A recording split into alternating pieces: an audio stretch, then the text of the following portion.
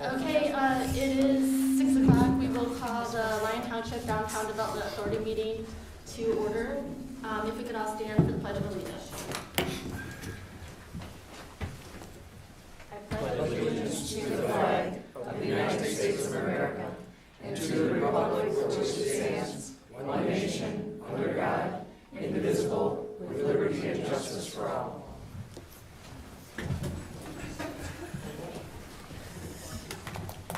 Lisa, would you mind reciting the mission statement?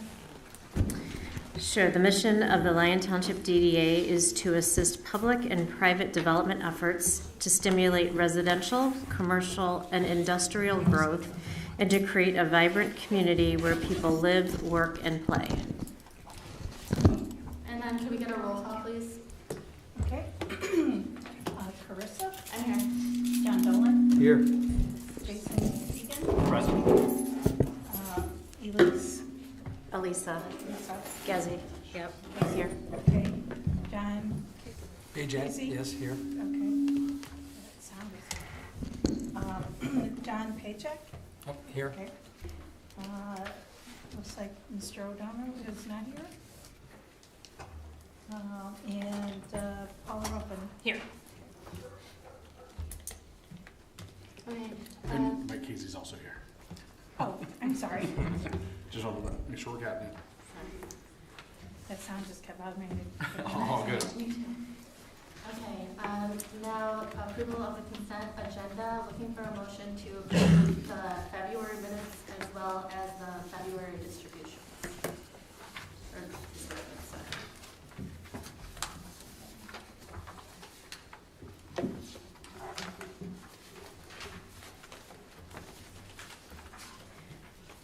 Is there any discussion? Amy, can you just clarify these, or it's this page and these have all been paid? Yes, and those were all submitted to you ahead of time to review as the treasurer. Okay, so it's okay.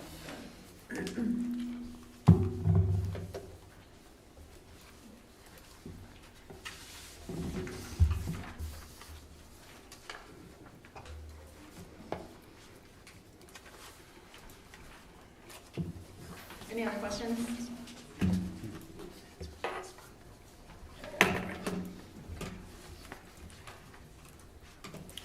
I'll make a motion to approve the February 10th meeting minutes as well as the disbursements for February.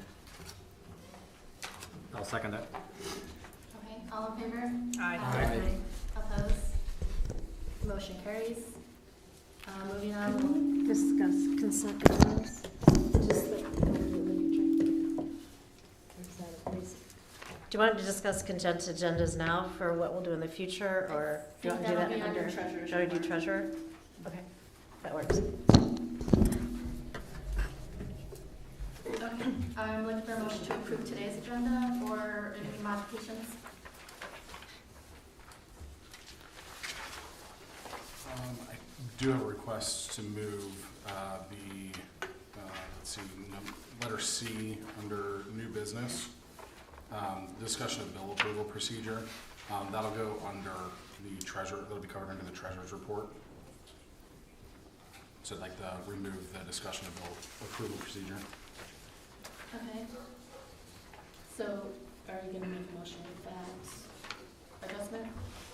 Yeah, I'd like to motion to remove item C under new business as it'll be covered under the treasurer report. A second. Okay, all in favor? Aye. Opposed? Okay, any announcements and communication?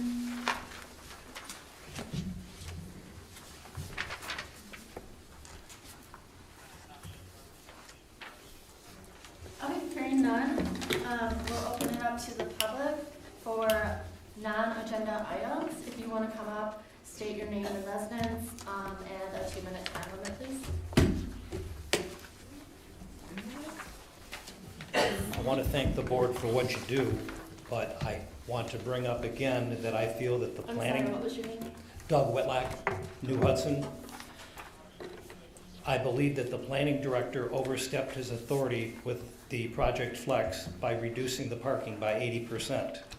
The property is zoned light industrial and general industrial.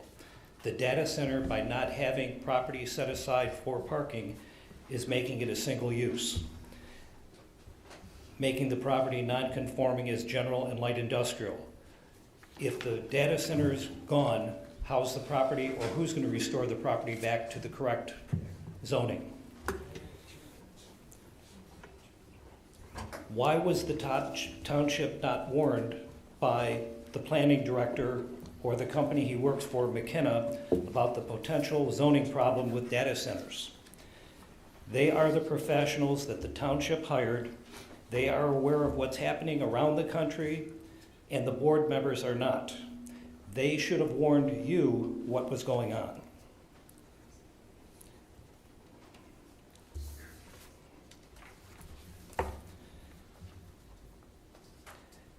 The planning director was making a decision for the community without the community being involved. I don't believe that the planning director is acting in the best interest of the township. A great majority of the residents are against data centers. Not all of them, some of them are for it. It appears that the planning director and McKenna are for data centers, and if they are, this is a conflict of interest, because this is something that should have gone in front of the ZBA or the other boards. I'd like to know if anybody from McKenna has worked with on other projects anything to do with data centers. Veris is a new company, but all of the individuals there worked for other companies. The 6 p.m. start time versus 7 o'clock is really difficult. I have 4 friends, neighbors, that couldn't be here tonight because of the 6 o'clock start time. Doesn't give a lot of community involvement when everybody can't get here at 6 o'clock, even a member of the board. The township hasn't answered any questions regarding the data center. There's nothing on the township website. We were told that there was going to be answers. So far, there's absolutely no answers. If they're there, I can't find them. I emailed the individual from Veris after the meeting was at 2 weeks ago, thanking him for coming, being involved. Asked him some questions, never even got a return email. As big as the township is, the fact that this is recorded is good. I have another property up north that I can actually attend every meeting through a Zoom meeting and participate in the meeting, which is important. A lot of people here can't get here at 6 o'clock. Watching something after the fact is not good. Can you look into doing something as far as a Zoom meeting and getting more people involved in the township? That's it. Thank you. Thank you. Can you turn down the volume a little bit? Who's in charge of this? Who's in charge of the volume? If we can turn it down a little bit, we can. He can hear you. That's Oh, Ken. who's our, When you're talking to him, he'll hear you. He's in the room back there. Ken, oh, he's way back there. Ken? Or, can you fix the volume, Ken? Can you just turn this down a little bit? It's, We've got new equipment on the way, unfortunately. Some of the mics that are pointing up are causing the problem, so let's I don't have a lot of adjustments, I apologize. okay. That might be, is that a little better? I think that is a little better. Okay. All right, thank you. Thank you. I'm just gonna clog my ears up. Hey, I don't have 2 minutes. I'm missing a second there. Okay, I'm here to talk about the closed loop system because I've talked about it in the other 2 meetings. This is a report by Brian Kesey. Maybe if I go a little farther back. Dated February 13th. This is his report. This is a report from Brian Kesey dated February 13th. That's,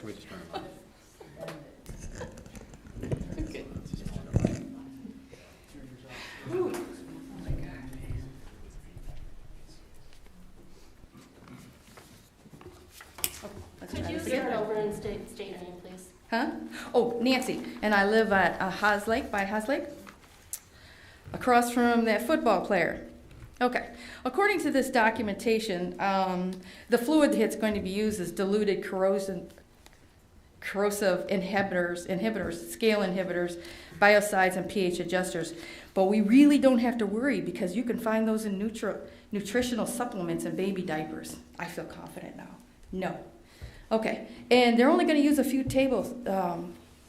tablespoons for like 1.5 million gallons of water. Now, even Ferris, the CEO, told me it's just dirt in the water anyway. I'm not believing any of that.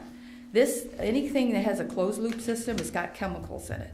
We're not being told the truth. This is not acceptable. I'm a resident of Lyon Township. I pay my taxes faithfully, and I pay a lot of taxes, okay?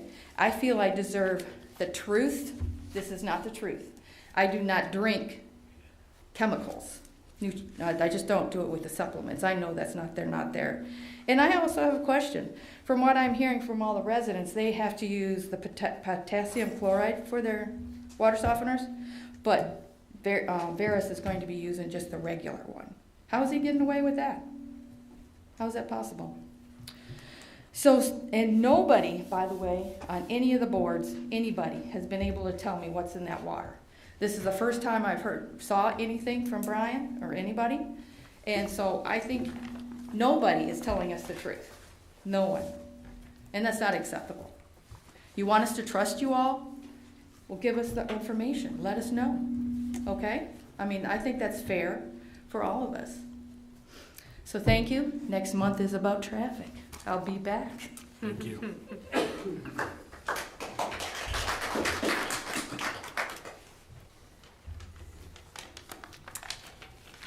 Hello, my name is Alyssa Notch. I am from Commerce Township and my hometown is Milford, and I have friends and family who live in South Lyon. I come before you as a concerned neighbor and a concerned family member that is concerned about the strain a new data center in South Lyon would put on your mission to stimulate residential, commercial, and industrial growth and create a vibrant community where people live, work, and play. A data center provides hundreds of jobs for contractors and construction workers in the short term of 6 to 8 years, but only 40 permanent jobs at best for technicians that will actually be created. Those 40 jobs will cost hundreds of more permanent jobs and residents and taxpayer money. No one will want to live, work, or play near the data center. The noise pollution has been shown to disrupt wildlife and keep people up at night and even prevent people from feeling like they can even think.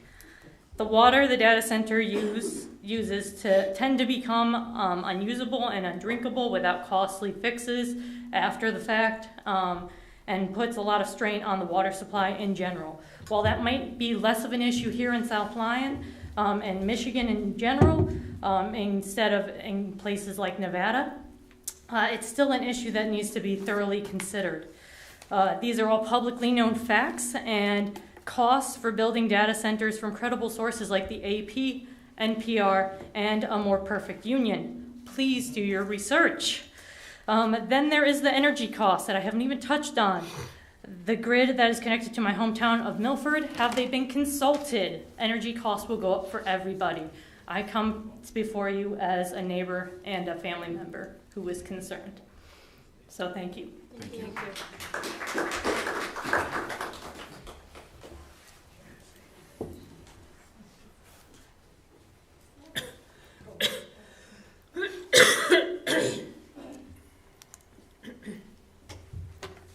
Hi, I'm back.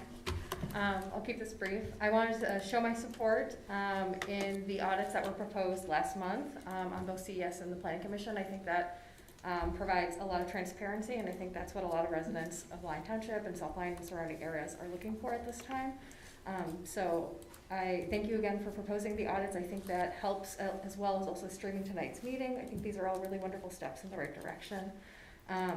In terms of transparency, I think some things that have come to mind for me as well is confusion around the New Hudson Drain and how that's being funded. I know that there is funding through the TIF, but then I also know through the Project Flex documents that we have available online through the Lyon DocuCenter that Walbridge is also going to be paying for that. So who's going to be paying for this at the end of the day? And I think knowing that you're doing the audits for both planning and engineering, I think that would be really helpful, that all of these things are all kind of related. So if the DDA has an idea of how that will be funded and who's going to be responsible for that, is it Walbridge? Is it the DDA? Let's have some clarity on that next. And also, as always, like I said in previous months, I don't want to see the tax abatements coming back. I don't think any project, especially very large projects that are multi-million dollars, need to have tax breaks. I feel like our small businesses probably need more support there. So no tax abatements, and I know the DDA will have a hand in that as well. Thank you very much. Thank you. Thank you.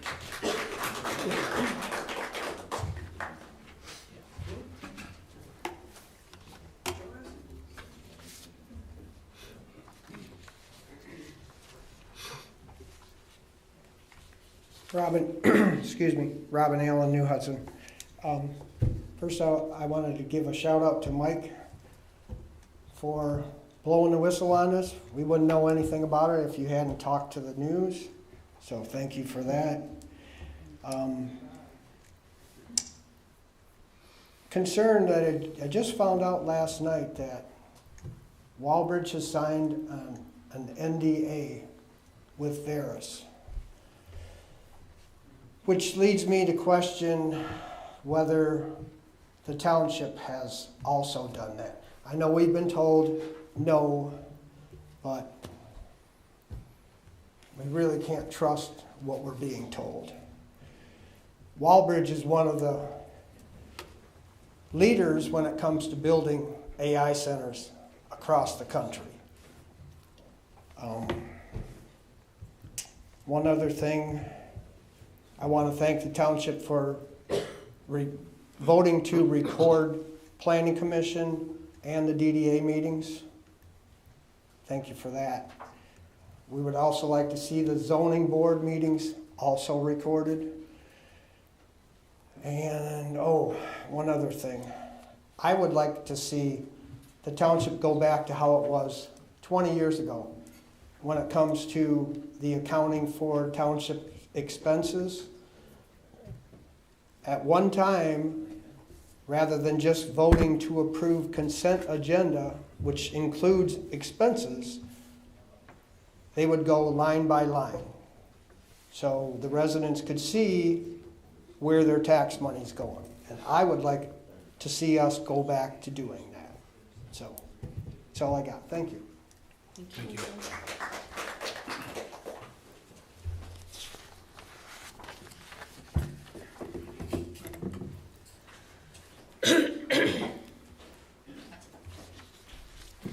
Hello, my name is Cassie, and I am also your neighbor from Milford, coming to ask questions about the project Flexus Data Center that has been proposed to be built.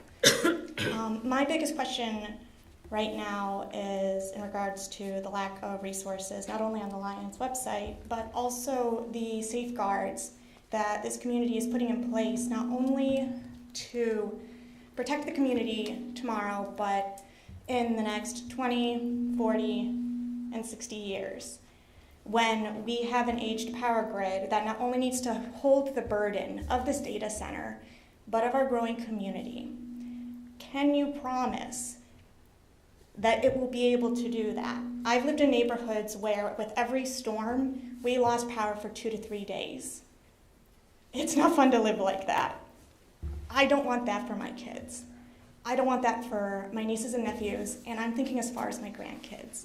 Can we please have resources, statistics, tests, anything to show that you are looking beyond tomorrow and to ensure the safety and the integrity of our future generations on that, and have that posted, please. And that's all I got. If you guys could please, share more of that information with us, I'd appreciate it. Thank you.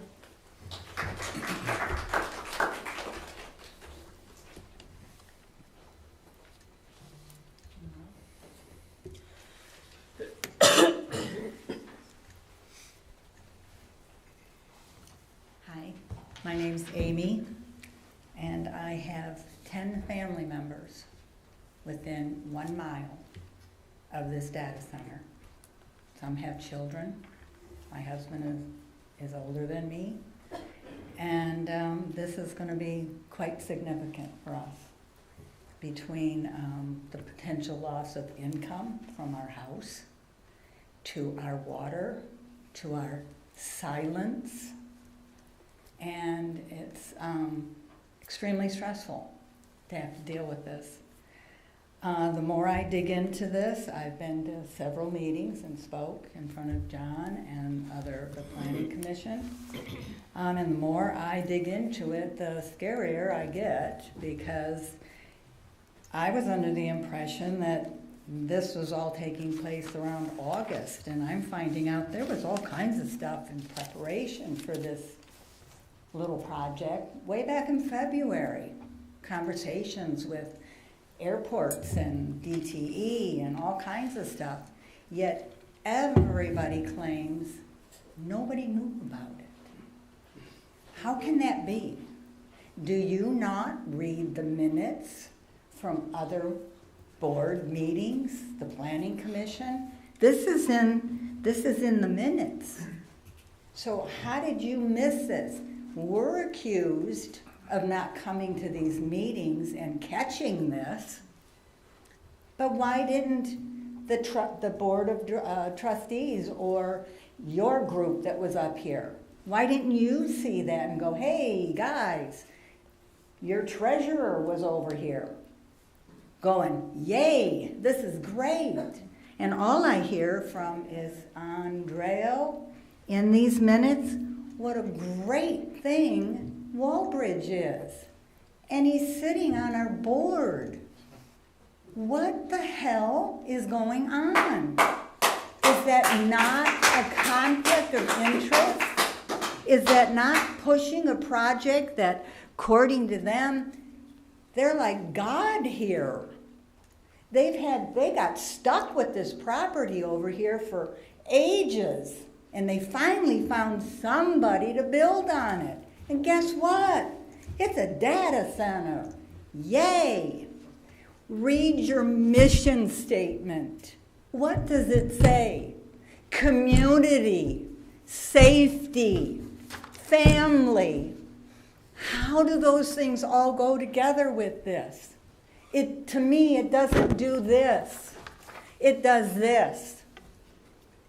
And there is a boatload of people that are in that 1 mile radius. And if the people that are at 2, 3, 4, and 5 don't think they're going to be affected, I got news for them. Just Google it. Use your AI. Google it and see what people have been dealing with this for more than a year or two. It's not pretty. It's not. We had a great little town. It was awesome. I wanted to be on the DDA at one point. Came to a meeting. No one even acknowledged me sitting there in an empty room. Kind of made me lose my to get out there. I just don't understand where you're all coming from. Is it just money? And I don't know how you can do this to this community that you claim are such a great addition to our family. I don't think people do that to family.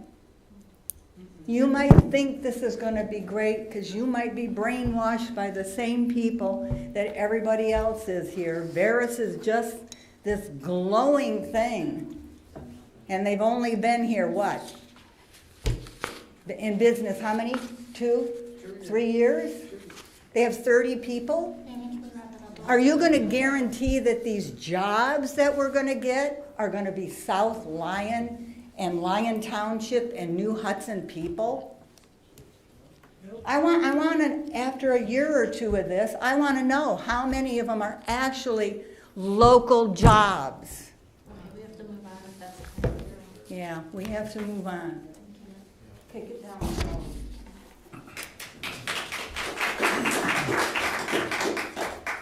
When she started to speak, you smirked.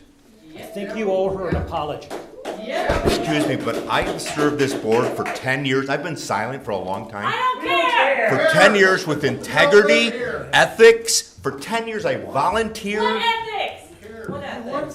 Sir, I'm sorry if I offended you. Okay, I understand it, and I do. I paid attention is what I did. Calm down, folks. You didn't listen. The whole time. Hold on. I think he apologized. I did apologize. Okay, I appreciate that, and I do thank you for being on the board, and it is important that you, as a member of Walbridge, are here. But at the same time, you need to understand that we have investments here. It's not a paycheck. We have investments here. Shelley Thorson, Lyon Township resident. I'm going to expound on him. We do have investments here. We have our homes here. We've had our families here. I've been here since the 80s. I did find it very, very unsettling during the last meeting that you were sitting with Walbridge, Veris, when you're supposed to be a steward for the community on the DDA, not a steward for the companies that we don't want here and the development we don't want here. For those of us that live in the radius of this, we're very unsettled by it. We haven't gotten answers on the website. When can we expect those? I know the DDA is a part of it, but I need to put it on record. There's nothing out there yet, and it's been a month. You know, and you do sit up there and smirk and look at your phone and not give eye contact and don't pay attention during any of the meetings I've been at. I don't care what you have to say, because I saw your actions last week. You were a steward for the company and not for the people that you're on a board for. You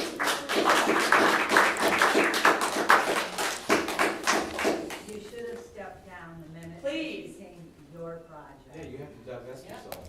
Step down. Walbridge is the largest taxpayer in this community. Okay? We have a right to be here just as much as you do. No, they don't. Corporations are Yes, not we do. people. On the board. Corporations are not people. Hey, listen. We need to exercise a quorum here, all right? There are rules in this municipality related to this kind of conduct. If it continues, it's called disturbing the peace, disorderly conduct. I will arrest people tonight. I don't want to. I've been very patient and tolerant, but just keep it calm. Stop yelling. If you want to talk, wait till you have an opportunity to come up here and do something. Wait till it comes to your neighborhood. But all the heckling needs to stop. Wait till it comes to your neighborhood. It needs to stop now. Would anyone else like to come up to the microphone? Call Triple up here.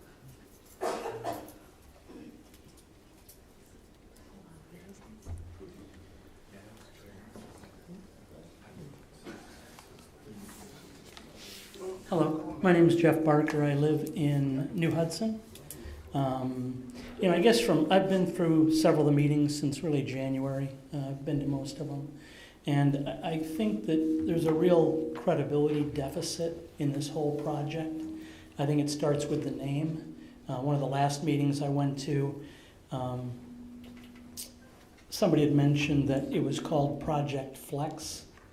And then this one individual attempted to defend that, saying, but we mentioned data center a few sentences down. It's not really it's not really our obligation to read through the fine print. You folks are elected and represent the township, and it's up to you to make sure that it's communicated clearly, thoroughly, and in an easy to understand manner. I mean, the whole concept of Project Flex. I mean, I still am not getting past how it was not called Lyon Township Data Center, because at least it would be up front. Most people I know said, "What is that? What is a Project Flex?" I mean, if you were going to name it something like that, you should have named it Project Deception or Project Shell Game or something. I mean, then people would have been alerted to it. So I think it's just very, very disappointing, and I have to say I believe there's quite a credibility deficit. So now when that started, and now we are where we are and things have progressed, a lot of times anything that comes out of your mouths are not going to be trusted, and they're all going to be questioned. And it hurts everything. It hurts the dialogue. It hurts any progress going forward. So I guess if you could be transparent, fully transparent, the one member from the prior meeting felt he was, because they mentioned data center 3 sentences down in some notes. Doesn't do it. So you need to be upfront, you need to be honest, And if that's a new learning experience for some of you, you're welcome. Thanks.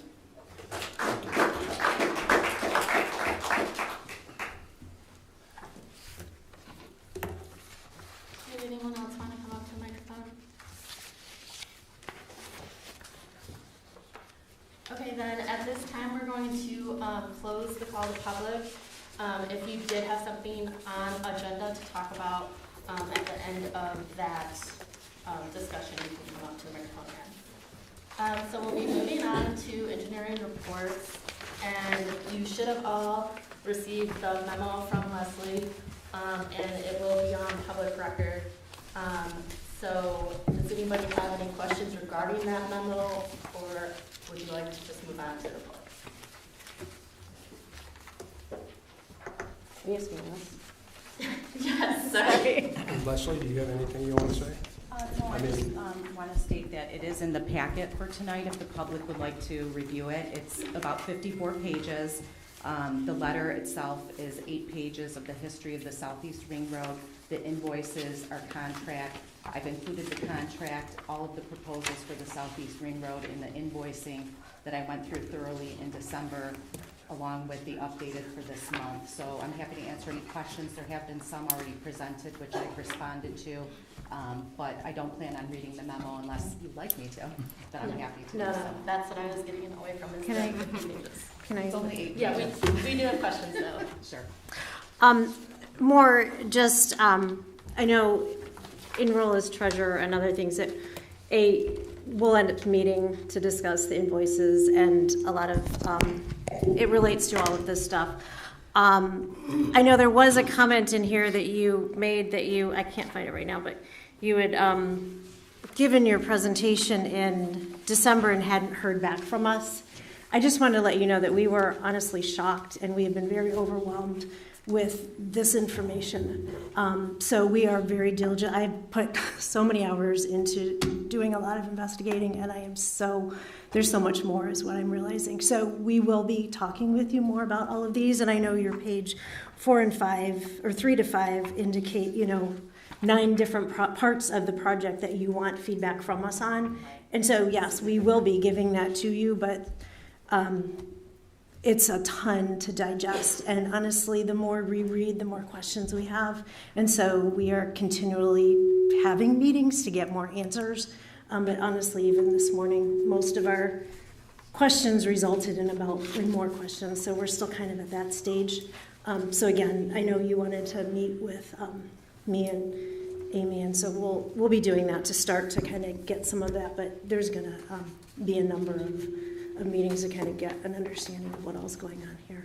I do think it would be good to probably actually meet more often with the executive committee, because the 4 of you together are new as the executive committee for the DDA.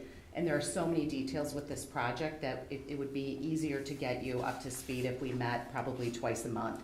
That would be my recommendation, because there's still a lot of projects, a lot of project work related to the Southeast Ring Road to implement the project. And after last month's DDA meeting, I halted all work on DDA projects until we could have resolution, and to give me an opportunity to give you details about our contract so that you have all of that information, and all of that is in your packet tonight.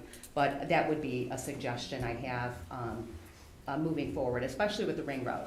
It's very complex, and there's a lot of details still to get through. Yeah, as Elisa said, that's what we're learning a lot on the job here. There's a lot of different, a lot of bits of information, from invoicing to the active projects to how things are being invoiced back to us, so we can categorize them. So we have a whole lot of questions. We're trying to digest as much of that information as we can. Definitely want to have some further conversations. I saw your comment on the in response to the audit and needing some direction there. 1000%, that's what we're working towards. We're trying to digest what we currently have, the bits of information we have, so we can put together a well thought out plan, so that we're not wasting your time and our time and the tax dollars to actually make that a functional meeting. So we want to have some very specific requests, and that'll be continued to come as we continue to dive deeper into this information.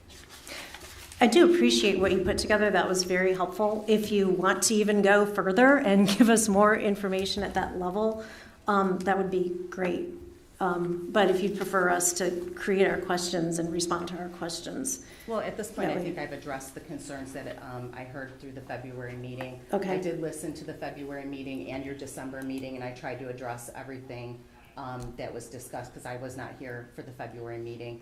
And just talking about even our contract, which you might not have read before, but invoicing, of course, I own a small business, as many of you, and it is important for us to be paid for services provided. I understand you have a lot of catch up on what we do for the community, and we're happy to answer all of those questions. That's why I wanted to put together a thorough document, because it is transparent and the public, they can read it as well, and it's out there. And all of these things have been in the public, but in pieces, and this way it's all put together. For the record, we have actually paid every invoice you've given us, and that tonight we are going to be discussing the payment of your February invoice. So there isn't any invoice we have not paid. No, but is my understanding. February, but at the February board meeting, they weren't approved. And so that's why I wanted to have. No, the consent agenda wasn't approved, but what we learned was that, yes, a consent agenda is supposed to be bills that have not been paid and that we are to approve them. But what we have learned is that actually our consent agendas have been bills that have been paid. So we're just kind of rubber stamping what has already been done. So that will be changing, but there are no bills except for your February invoice, which would be, no, actually, I've been told that's been paid. So is that not true?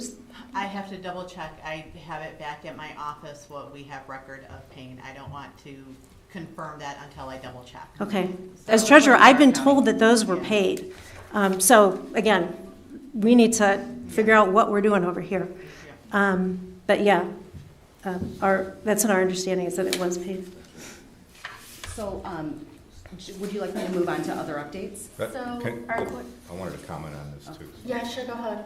So first of all, thanks Leslie for putting together this comprehensive response. I too, back in November, December, when it came to know where we started with your contract and where we came to, was like taken back. I mean, I'm in this business of construction, and those are big numbers that increased. After your explanation at that meeting, though, I understood that also included land purchase, land negotiations, leases. The scope kept changing and changing and changing. And as a board, I understand what we're saying, because incrementally, as time goes by, you may not realize where not your number, but the project's number has gone. Right? Yes. So I welcome this letter. Our executive board, I'm sure, is going to have more questions for you, and I look forward to you. I trust that this has integrity and will maintain your response. Thank you for this effort. Mm-hmm. Yes. I just wanted to, the questions that we have on this, it would be better to have a meeting on them, because there are several questions. Okay. Was that your thought as well? Well, I think so. I think definitely, and even to my point before, I think we're going to need more time with the executive committee, at least in the next few months, if the direction is to move full steam ahead with the Southeast Ring Road. But that is your discretion. I'm happy to attend any meeting you want me to be at. Okay, I think we'll get that scheduled then. Okay. So besides this, do you have an additional report on the township happenings? Or I'm sorry, did you have something on this? I did on this. Okay, well, we'll hear from the public and then we'll get to the rest of the report. Thank you. So Frank Tartaglia, Martindale Road. I hear what you're saying as far as the detail. One suggestion, what I used to use in the past is basically whenever I'm speaking to the C-suite, I would have all of the heavy-duty detail, the minutia, and then follow that up with a more or less a summary page of the project name, the highlights, and then if you want further information, you drill down and say it's on page whatever. I would suggest doing it that way, because I only caught up to you with the Ring Road as the quote, the project, and there's plenty of projects in that naming convention. So I think from a clarity perspective, I appreciate the detail, and I don't know if that's in your memo, but whenever I go to the website, I need some markers, because there's a lot of stuff out there, and without drilling down and doing a URL point and click, it takes a long time to figure out what you're speaking about. So I guess going forward, I'd appreciate that. So thank you. Okay, and then did you have additional reporting? Well, I did want to update the DDA board on the Hawk signal. It is anticipated that the contractor will be remobilizing in early April. They've estimated the first week of April, but they have not completed all submittals yet, shop drawings. And because this does require a signal, as you know, those also have to be reviewed by the road commission. So I'm not sure at this point if they'll make the first week of April. At this point, it's, I think, transitioned technically to a township project. It started as DDA, but now the funding is from the township, my understanding. And I anticipate the construction will take an additional 6 weeks to complete. That's the information that we have from Rawhorn, who is the contractor. 6 weeks from the start or 6 weeks from today? From the start. Do we have a start date? Did you say that? Well, Rawhorn indicated the first week in April. I'm not as optimistic that we're going to meet that, and I know Amy has drafted a letter to the businesses, and we'll have some feedback on. I wouldn't commit to those dates because they do still have some things they have to get to us that they haven't, and we're already at March 10th. Today I thought it was February still, and I'm like, no, we're in March, so we're getting real close to first week of April. But it will be starting this spring, and that will be an exciting project for the community. So they have the post, I know those were a long lead item, those, they have those in hand? As far as I know. Okay. At this point, I'm a little removed from the project. My construction project manager is doing the hands-on, but if they're planning they in have April, to be. then, They yeah. have to have them if they're ready in a month to Okay. start. So. That was originally a Hawk signal and a sidewalk project, and I know the sidewalks, I think, were taken by some sidewalk committee. Is that what happened? No, the township agreed to go in on the project with the DDA, so the DDA, I believe, allocated about $100,000 for the project, and then anything outstanding above that was going to be township funded, which allowed us to improve the scope to have the entire crosswalk and Hawk signal. The section of sidewalk that's being done is along the south side of Grand River between where the Hudson Building is and Wells Street. We aren't doing the extension going beyond Wells Street further east. But it's going to be funded through the township, not specifically the sidewalk fund, but just the township general fund, I believe. And why did the scope of the sidewalk decrease? I'm trying to remember. At the time, it was discussed with the board that parcel of land that takes up a significant portion of that east side of Grand River on the south was up for sale, and there was a lot of discussion about a potential redevelopment, and we were concerned about investing a large amount of money for a sidewalk installation where if a new development came in, they would be required to install that sidewalk. And what's the status of that? They moved in, they hadn't done any construction though, so they're not required because they didn't modify that site, they're not required to put that sidewalk in. So it can be something that's discussed with the DDA board when we identify priority projects. That could be something that they want to determine they want to see moving forward. But it wasn't included in the scope of this project for that reason. And there's been no, there's Ryan. There's been no discussion from them that they're doing any modifications of the buildings? No, I don't expect there to be.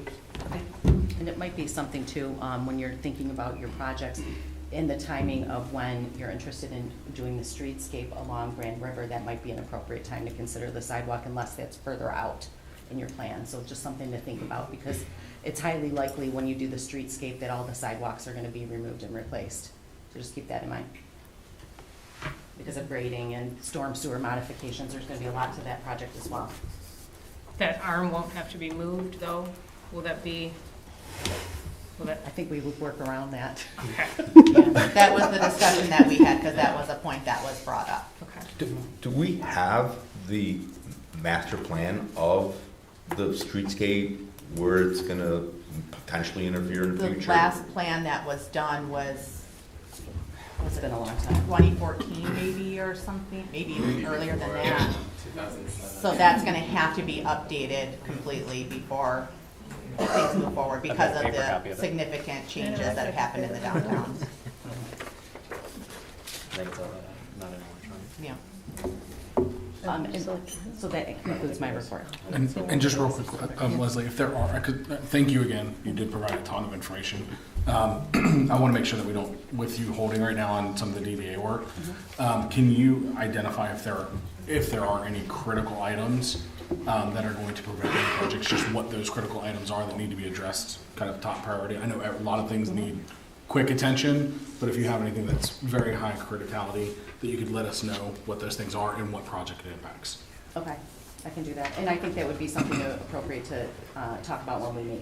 Of course, yeah. Just I'm trying to get ahead of, I don't want to wait for 2 weeks if we're trying to align schedules and whatnot, if there's something that is absolutely going to fall. Sure. We want to make sure we're getting ahead of that. Because I know you won't have an April meeting, and then I know that we have been asked to prepare a proposal for the new Hudson New Hudson Road abandonment, and I have that drafted, but I would, at this point, it would go to your May meeting for consideration.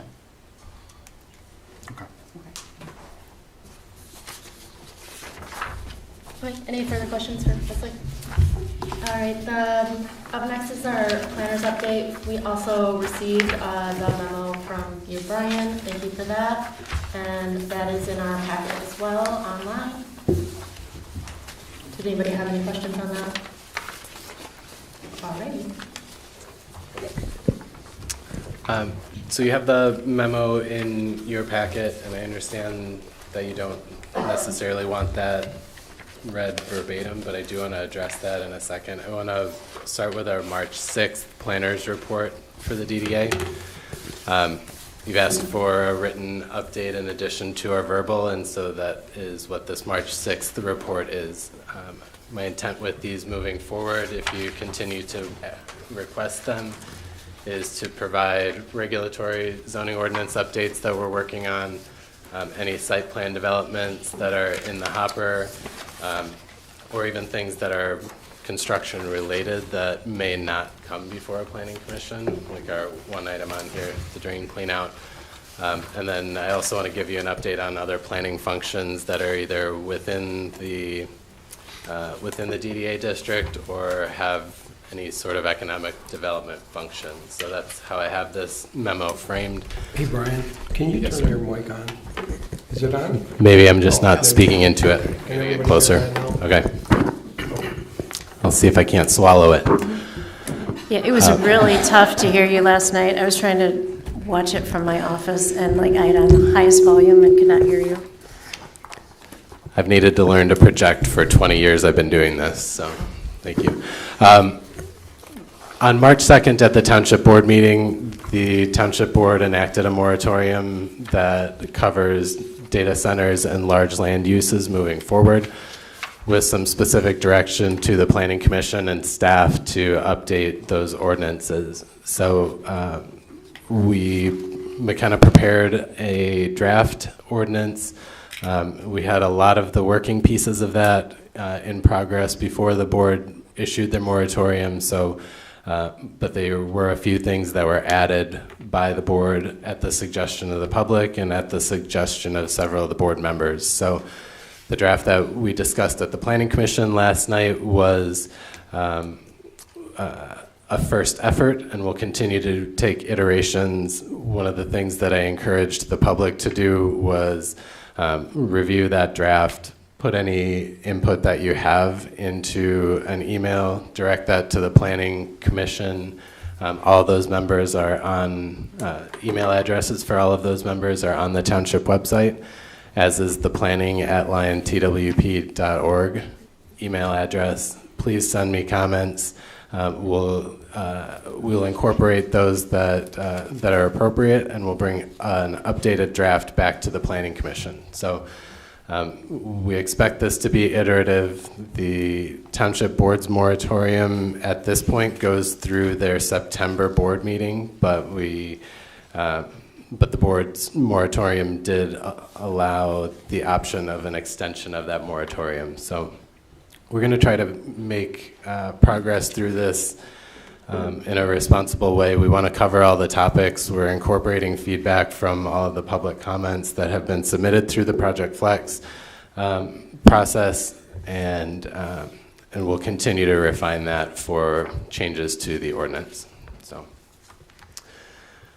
That is the only zoning ordinance that we're actively bringing to the Planning Commission in the next couple months. That'll be our focus outside of any development applications that come.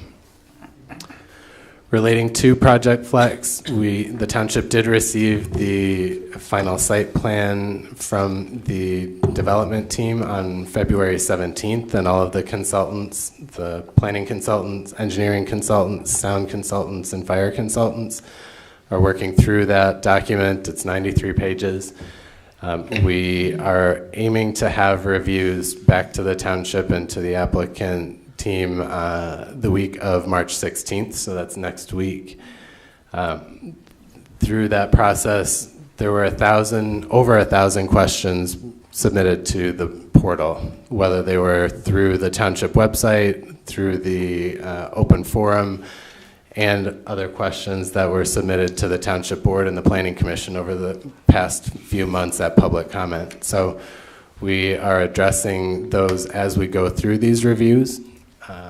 Some of the questions, I know that we are getting questions about why it's taking so long. Some of these questions can only be answered as we're reviewing the final site plans. So to the extent that we can, we are answering those questions with the information that is available. Brian? Yes. I was under the impression that we were posting the answers that we did have, but I don't see them on the site anywhere. As we go. Yep, I was working on those today. I do hope to deliver a batch to the planning staff to get posted tomorrow. Okay. It'll be a portion of it. It won't be a complete set, but it'll be on the FAQ section there. Mm-hmm. Yep.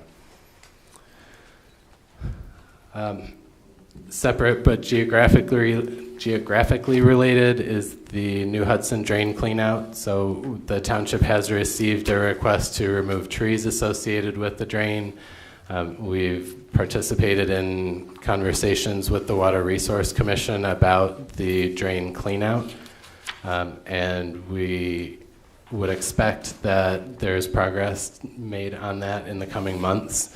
I do not have a specific time frame because I have not seen an agreement with the Water Resources Commission and Walbridge, who we understand is going to be paying for those improvements to the drain.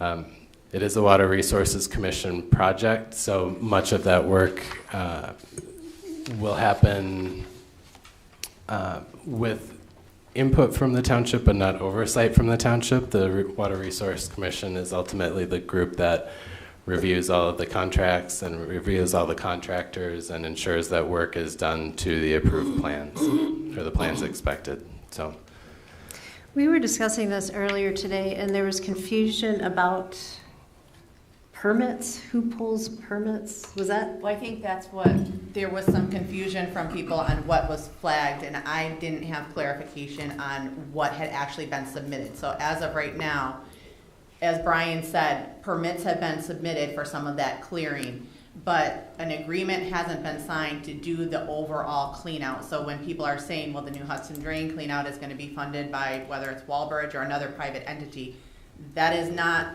100% confirmed yet, so I can't speak out of place on that. The only thing that's been turned in and submitted has been the permits for the tree clearing at this point. So and to that end, who submitted the permits? Walbridge has submitted the permits for tree clearing in the drain. To WRC? Or to us? To the township. Okay, one of the pieces of your tree removal ordinance says that public entities, public utilities, things like that are exempt from your tree removal permit. So improvements to the drain, for example, would be exempt from your permit. But I don't want to issue a tree removal approval until we have the drain agreement in hand that says that, yes, there's funding for the project that the Water Resource Commission is comfortable with. Right, so that's the missing piece. Once we know that Water Resources Commission is moving forward, regardless of where their funding comes from, that's the piece that I want to see to issue the approval for tree removal.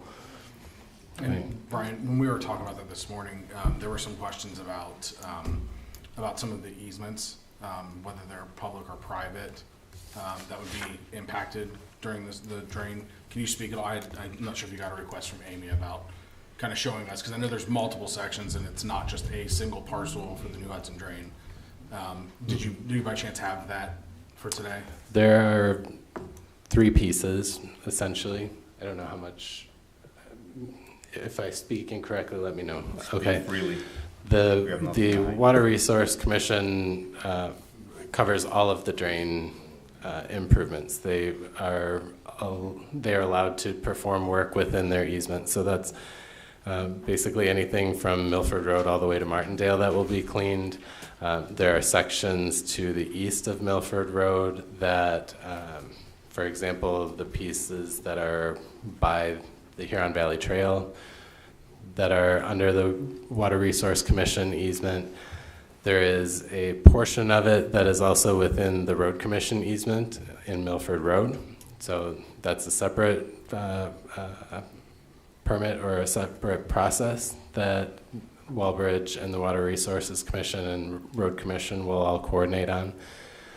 And then there is a piece that is on the common space of the South Hill Business Park West. So that is a piece that is on the Walbridge property that the Water Resource Commission expects to be completed as part of a bypass drain. And so what happens is while that work is being performed, it is on Walbridge's property, but the Drain Commission will be taking over the easement, or you'll be granting an easement to the Water Resource Commission for that portion once the work is complete and inspected. Okay. Is that the donation that you were referring to in a previous conversation? Walbridge was donating? No. The Something donation I referred to was a sanitary sewer easement to service the Southeast Ring Road. Okay. So there's 2 different. Yeah. Or is this a donation or is this a requirement to get the thing done? No, that was a request, and we obliged because it. And the sanitary. No, for the sanitary, it's a donation, but is this a donation or is this just, you have to? For the drain cleanout? Yeah, for the drain cleanout. We are donating the land for the cleanout, for the drain. So both of those are donations? Right, the bypass. Okay, thanks. Yeah. And paying for the construction of it. Of what? Paying for the construction of the bypass drain also. Yeah. But that agreement doesn't exist yet, correct? Right, but it's Okay. going to. Yeah. Okay. I have a question. Can I speak? I'm sitting here, and again, he's on our board, and he's sitting here talking as if he's a representative of Walbridge. Isn't that, I'd like to give some clarification, and I've been hearing this comment quite a few times, so I just want to clarify. The DDA board is created by a Public Act 57. By guidelines, our board has to be a majority of vested stakeholders. So they have to be business owners, residents, employees of businesses in the DDA district. Walbridge is one of the largest property owners. I believe it's very important to have a representative from Walbridge on this board. When there's conversations, absolutely, when there's conversations about the conflict of interest, as a person associated with Walbridge, if there ever is an opportunity where the DDA has to vote on something regarding Project Flex, he has to abstain, just like any other business owner would. But you're missing the point. He has privy to everything. But the DDA has no voting right regarding this project. But he's just one guy. He's one vote. And he can, I'm sorry, I don't understand that. I don't understand how his influence, because he is the largest contributor. But what are you concerned that he's influencing when the that DDA he doesn't can vote go on back with anything? all the information he can gather to Veris. Everything and here is tell public. them- Everything here is public. No, this isn't right.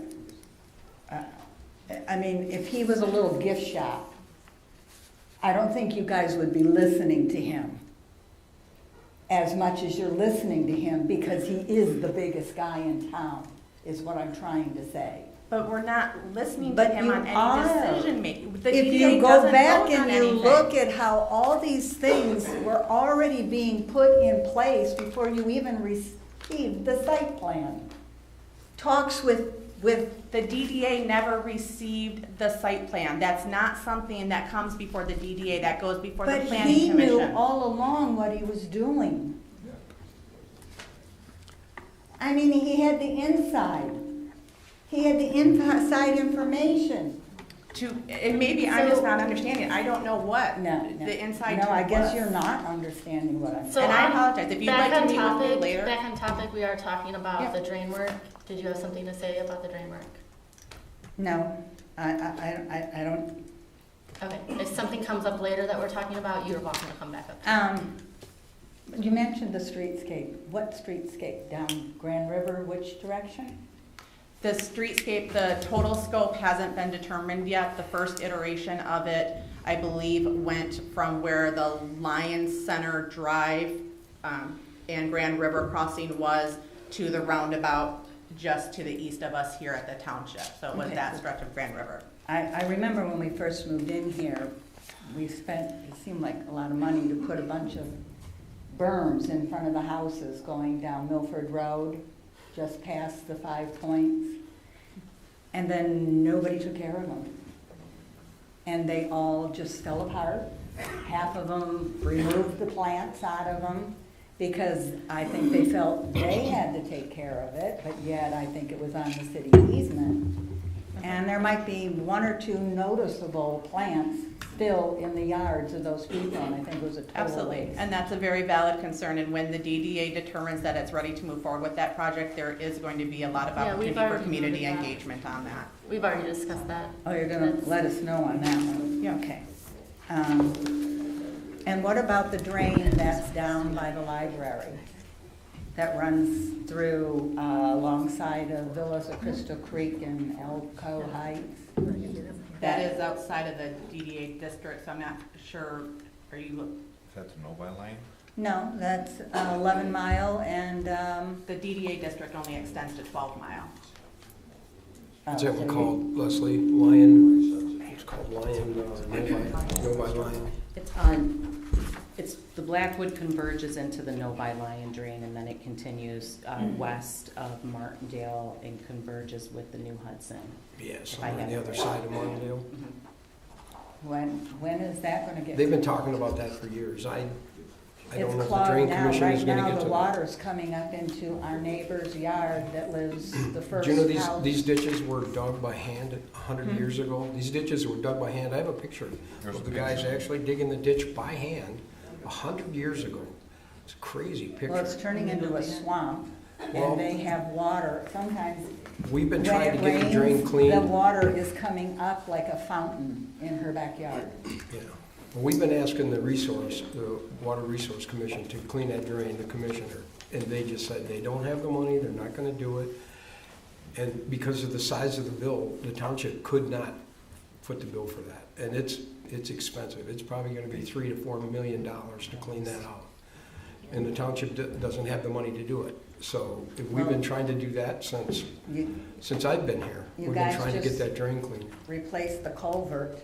That has to on be replaced Spalding. too. Oh, that It's one been is, done. that's open cut. One side you can see down it, the other side you can't even see. It's like this wide. Yeah. It's like you put this $1 million culvert in for something that's so choked that the water can't even get through it. Yeah, that's totally the road commission, and they close things down, and, you know, when they closed down Martindale Road, they literally called me the night before. And they said, we're closing it down, and I'm like, you have to give me time to get it out to our residents. They said, nope, it's a dangerous culvert, we're closing it down, and it's done today. And if they didn't close it down, they couldn't get their funding from MDOT. MDOT said, we're not gonna give it to dangerous culvert, close it. So that's how I get notified, it's like the night before, so. Who is Miss Poyer? I don't see anybody's name up here. That's a representative from Veris. Oh, because there were quite a few comments from her in that meeting that I missed on the data center in your minutes that I found very interesting, that there were there, and again, our board didn't read the minutes from that meeting, and see all the discussion going on about something new going on in South Lyon.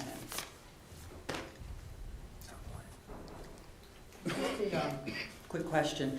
When you were talking, when the planner was talking about the 93-page site plan being the final site plan, how do we know that's the final site plan? What if it's not accepted? Why were you called it the final site plan, which means what? Yes, that's what the ordinance calls it. We will be reviewing it. If it needs a revision, there will be a revision. Yes. Okay, thank you. Yes. When can they start working on that property? We have not approved a final site plan, so there will not be work. There is work being done at the end of it, and if I have to go out there and chalk the tires on the truck, I'll be happy to do that. Because they should not start that project in any way until they get the final stamp. Okay. I understand. I hear you. I'm talking through my planner's report to identify for everybody to understand. There may be, yeah, go ahead. Is this on top of the On the drain? drain. Okay, this is related to the drain. Because I pulled up the development plan, tax and increment financing plan for May of 2025. So this mentions, so we talked about how Walbridge will be financing this. But this mentions that the township will be, like, through the TIF, that we will be financing this. So again, just more clarity on, is it private? Is it the TIF that's paying for it? Can I gotta clear this up because I think a Please lot of clear that. people here don't understand what the TIF is. The TIF is how this board gets funded, okay? So we go to Oakland County and we ask them for infrastructure. What is it called? What is it called? What's a TIF? The tax Tax increment finance. So this year, we went to bat for the DDA board to keep it solvent until 2035. Estimated about 12 Okay. years, so, yeah. But the county didn't want, they don't want any more DDAs. They're trying to get rid of them. So we fought, we got the TIF, but they'd only give us a 50% of the capture. They take the other 50%. Well, what the township did is instead of saying, okay, well, we want to get this infrastructure built, so the township funded the other 100%. So this board is funded by 100% of the capture of the general fund of the township, of the sheriff's department, of the fire department. That's how it's funded. So to get the TIF, we had to go to Oakland County and tell them all the projects that we had coming up. The drain was a big one. We've been trying to clean the drain. The ring road was a big one, $12 million, right? So we went to bat for that. But also what we added into the TIF was a meeting place. We got the property down. Like a grandstand or something for like community. Well, let me finish and tell you. So we got the property downtown where we wanted to make the meeting place for the DDA. They could take that over. We had a nice trailhead on the side that you could pull up. We could make a parking lot There's a for parking lot, yeah, I lot. saw that too. So we put that into the TIF also. Well, we couldn't do the whole project. When you go for these TIFs, it's targeted, right?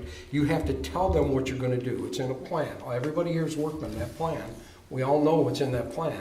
$29 million, wasn't it? About $29 million we got 12, okay? So we went to bat to try to get a grant from the state to clean the drain and to put the ring road in. And we were in the process of trying to get that grant. We still may get that grant. I don't know if we're gonna get it or not. If we can get that grant to fund that, the DDA can build the streetscape with the rest of the money. They can build a meeting place.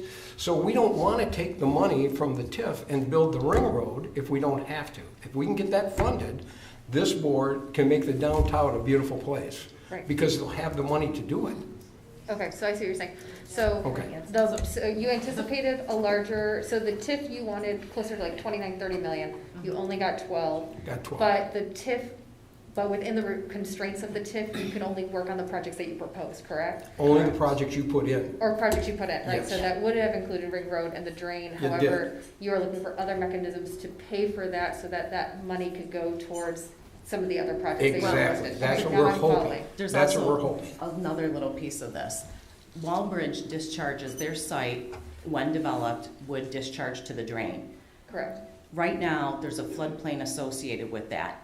If Walbridge wants to move forward with the development, it is their requirement when the South Hill Business Park West, which Project Flex is inside of, it's one of the sites, they are responsible to do that off-site improvement as a developer, which is very common in many, many development projects. Almost all PDs have off-site improvements.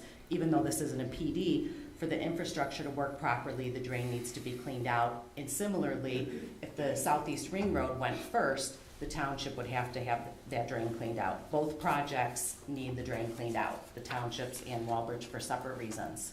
Yes. Does that make sense? That makes sense, yeah, and I saw, I mean, the drain's been on the DDA's radar since at least 2017, so, yeah. Yeah, and the other thing, if we didn't get the TIF from Oakland County, this board would be no more. It would be gone in 27.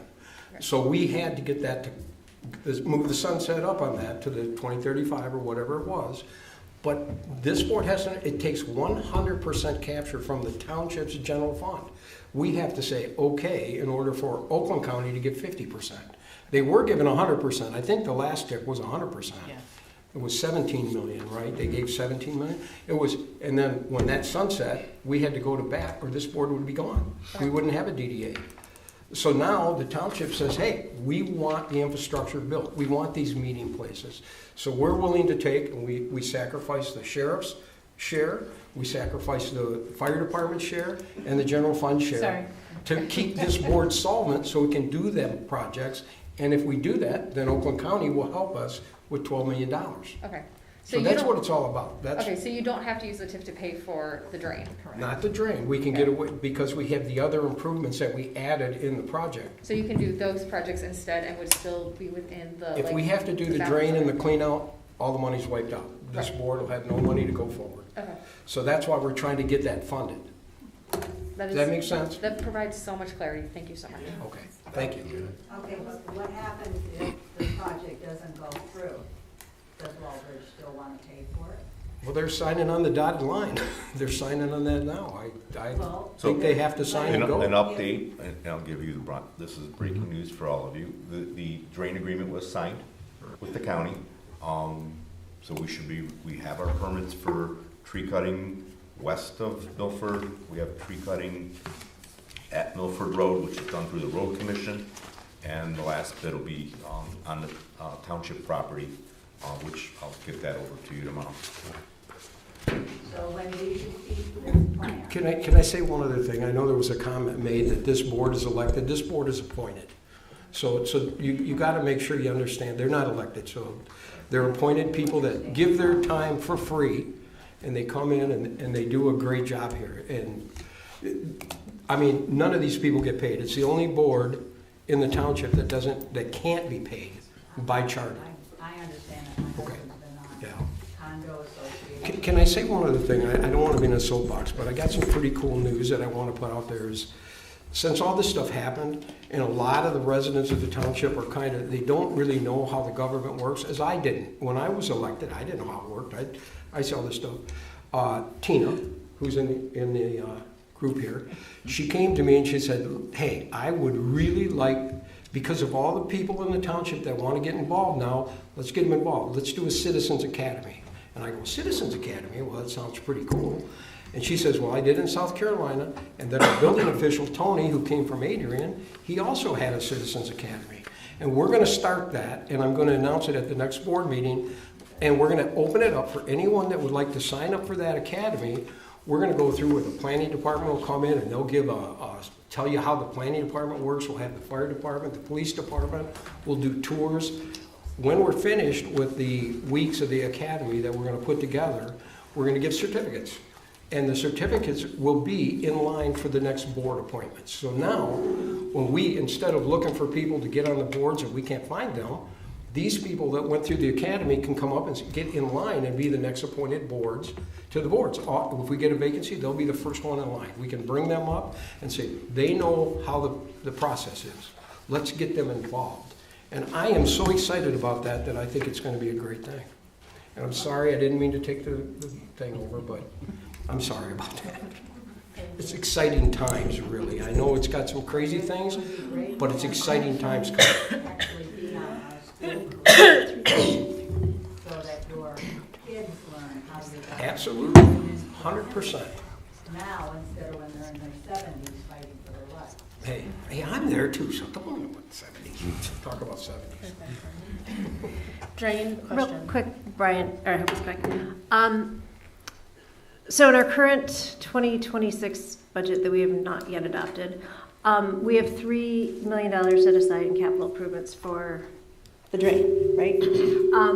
So if this all happens, do we have our $3 million to do something else with, or is this not actually $3 million of the project and there's still more to do for the drain? Yeah, in theory, you could reallocate that to other projects that are So this on isn't the a radar. part of that project, it's the entire project that was allocated. The entire construction fee for that project that was budgeted, So, yeah. clearing and The project construction. that you're talking about is what? Clearing, cleanup, and construction. Yes. That's actually three parts. Yeah. Okay. But that would be necessary because of Walbridge's drainage requirements. And it's connected. And the township ring road. Okay, Yeah. so it's not connected to like flex. No, it's for any project that goes in that business park. There's floodplain on a lot of the properties down on Grand River that the clean out of the drain is necessary so that they could expand, build, cover green spaces, things like that. So that's why it's in the DDA's development plan, because it impacts so many properties that are down Grand River.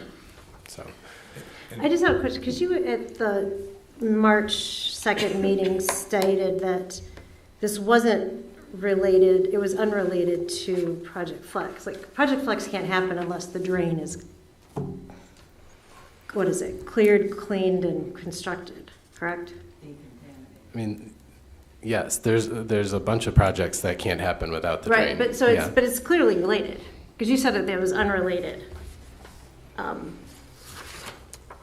Yeah, so this is directly related. Do I think to the Project timing Flex. is related to Project Flex? Probably, but does it? Well, it has to go whether Project Flex goes or not, right?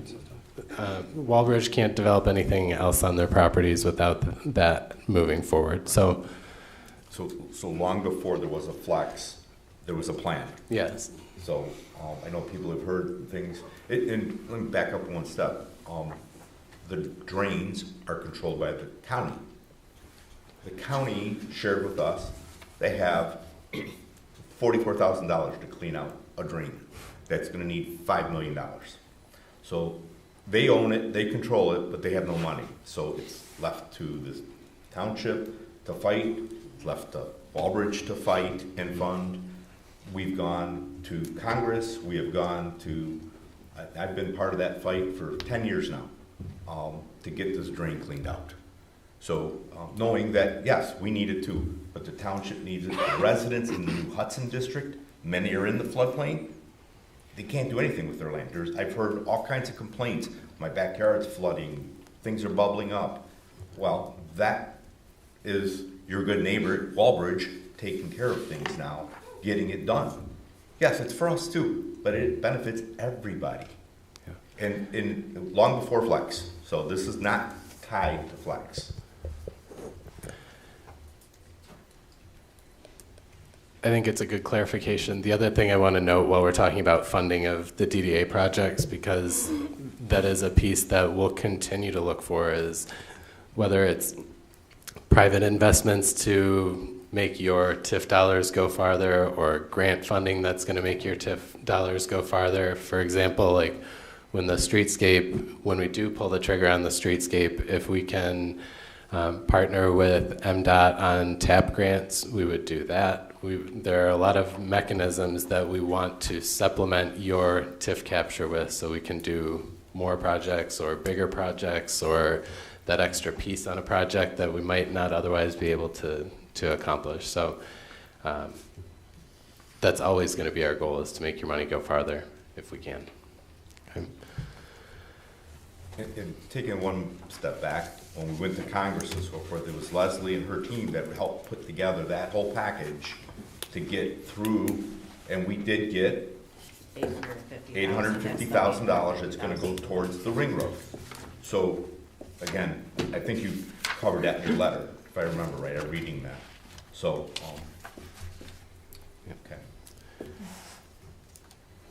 okay. Back to my report, we do have a couple other active applications that are in process that are hanging out there. We continue to have meetings with the applicants. The first that I have noted here is the Academy. It is not called a tennis facility, but it is a tennis facility. So when it shows up on the Planning Commission agenda, that is a project that was named by the applicant, the Academy. It's a proposed tennis facility on the north side of Travis Road, just behind McDermott. So that's an area that's zoned for mixed uses. Indoor recreation facilities are permitted there by right. So when the Planning Commission reviews a site plan, in theory that would go forward. The owner of that property is still massaging the plans. The other project I've noted here is Grand River Retail, and it's a project that is a special land use on the vacant property just across from Township Hall here on Grand River. The owner of that property wants to do multiple tenant retail with 5 drive-throughs, and so we continue to have ongoing discussions about the site plan there. That will, as I mentioned, that's a special land use, so it goes to the Planning Commission and the Township Board when that's ready. We do have some upcoming Planning Commission cases. I mentioned we're going to continue to talk about the large land use ordinance. We will also we're anticipating that Consumers Energy, which has a utility building proposed on 9 Mile in Griswold, on the west side of Griswold. They're going to have to go back to the Planning Commission because they're requesting a waiver from a pathway requirement. So that will be on an upcoming agenda. We've had a pre-application meeting last week with Design Group, which is in South Hill Business Park on the east side of South Hill. They want to consider adding a new building to support their existing operation. We do have a project scheduled for the March ZBA meeting that is planned for Monday. I'm going to asterisk that may end up getting postponed so we can work with the homeowner on the request, the specifics of the requests that are being made. And then a couple other planning functions that I want you to be aware of. I mentioned that we are going to go after funding at any point at any time that we possibly can. In 2025, the Township Board voted to submit for CDBG funding through Oakland County for a hawk signal at Pontiac Trail and the Huron Valley Trail. So we can make some realignment changes and hopefully put a big hawk mast up to improve safety of crossing that intersection. The CDBG folks came and met with Clerk Cash and I last week. We had an on-site meeting. We talked through some of the logistics, and Oakland County is still vetting some of the projects that they got, but they did highlight that we are one of the farthest along in terms of planning. So we have engineering estimates, we have conceptual alignments and things like that that a lot of the other communities in Oakland County don't have. So just highlighted to me the importance of the good work that the DDA does in terms of preemptive planning for projects. The Township Board allows us to do conceptual designs, and it allows us to have something that's closer to shovel ready when the money becomes available. So we should know by the end of the month whether or not the township is chosen by Oakland County to be the recipient of that money. The other piece that I have in my report here is the 9 line. So you may or may not know, but there is an Oakland County Parks project called the 9 line. And Oakland County Parks' goal is to connect all communities along 9 Mile within the county borders. So it's all the way down to, is it Oak Park is the eastern border, the city of South Lyon, and Lyon Township over here on the west side.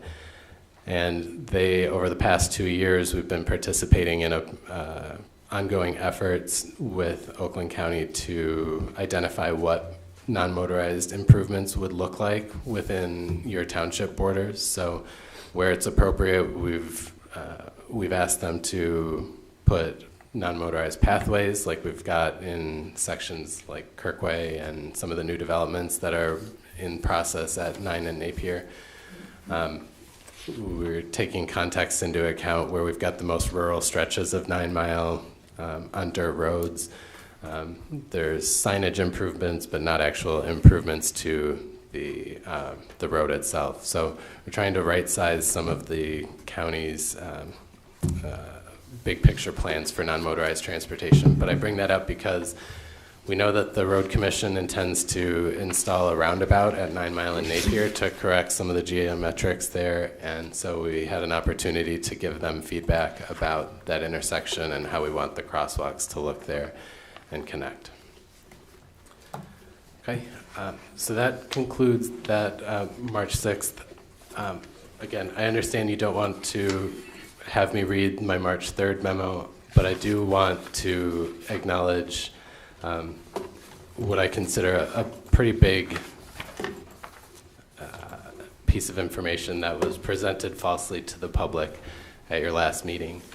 There were statements about the timeline and that the DDA was not aware of Project Flex coming before the township. I have a very detailed outline in that memo that's in your packet. It's very clear in all of the information available that within 5 days of receiving that application, I notified this board, and I want everybody to know that.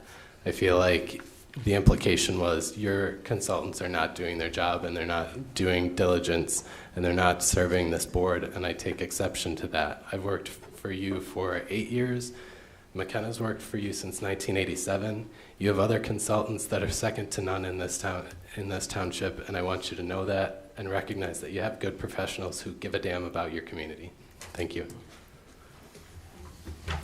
I agree with that, Brian, and I just want to add on to that. I thought that some of the comments in the last board meeting were out of place.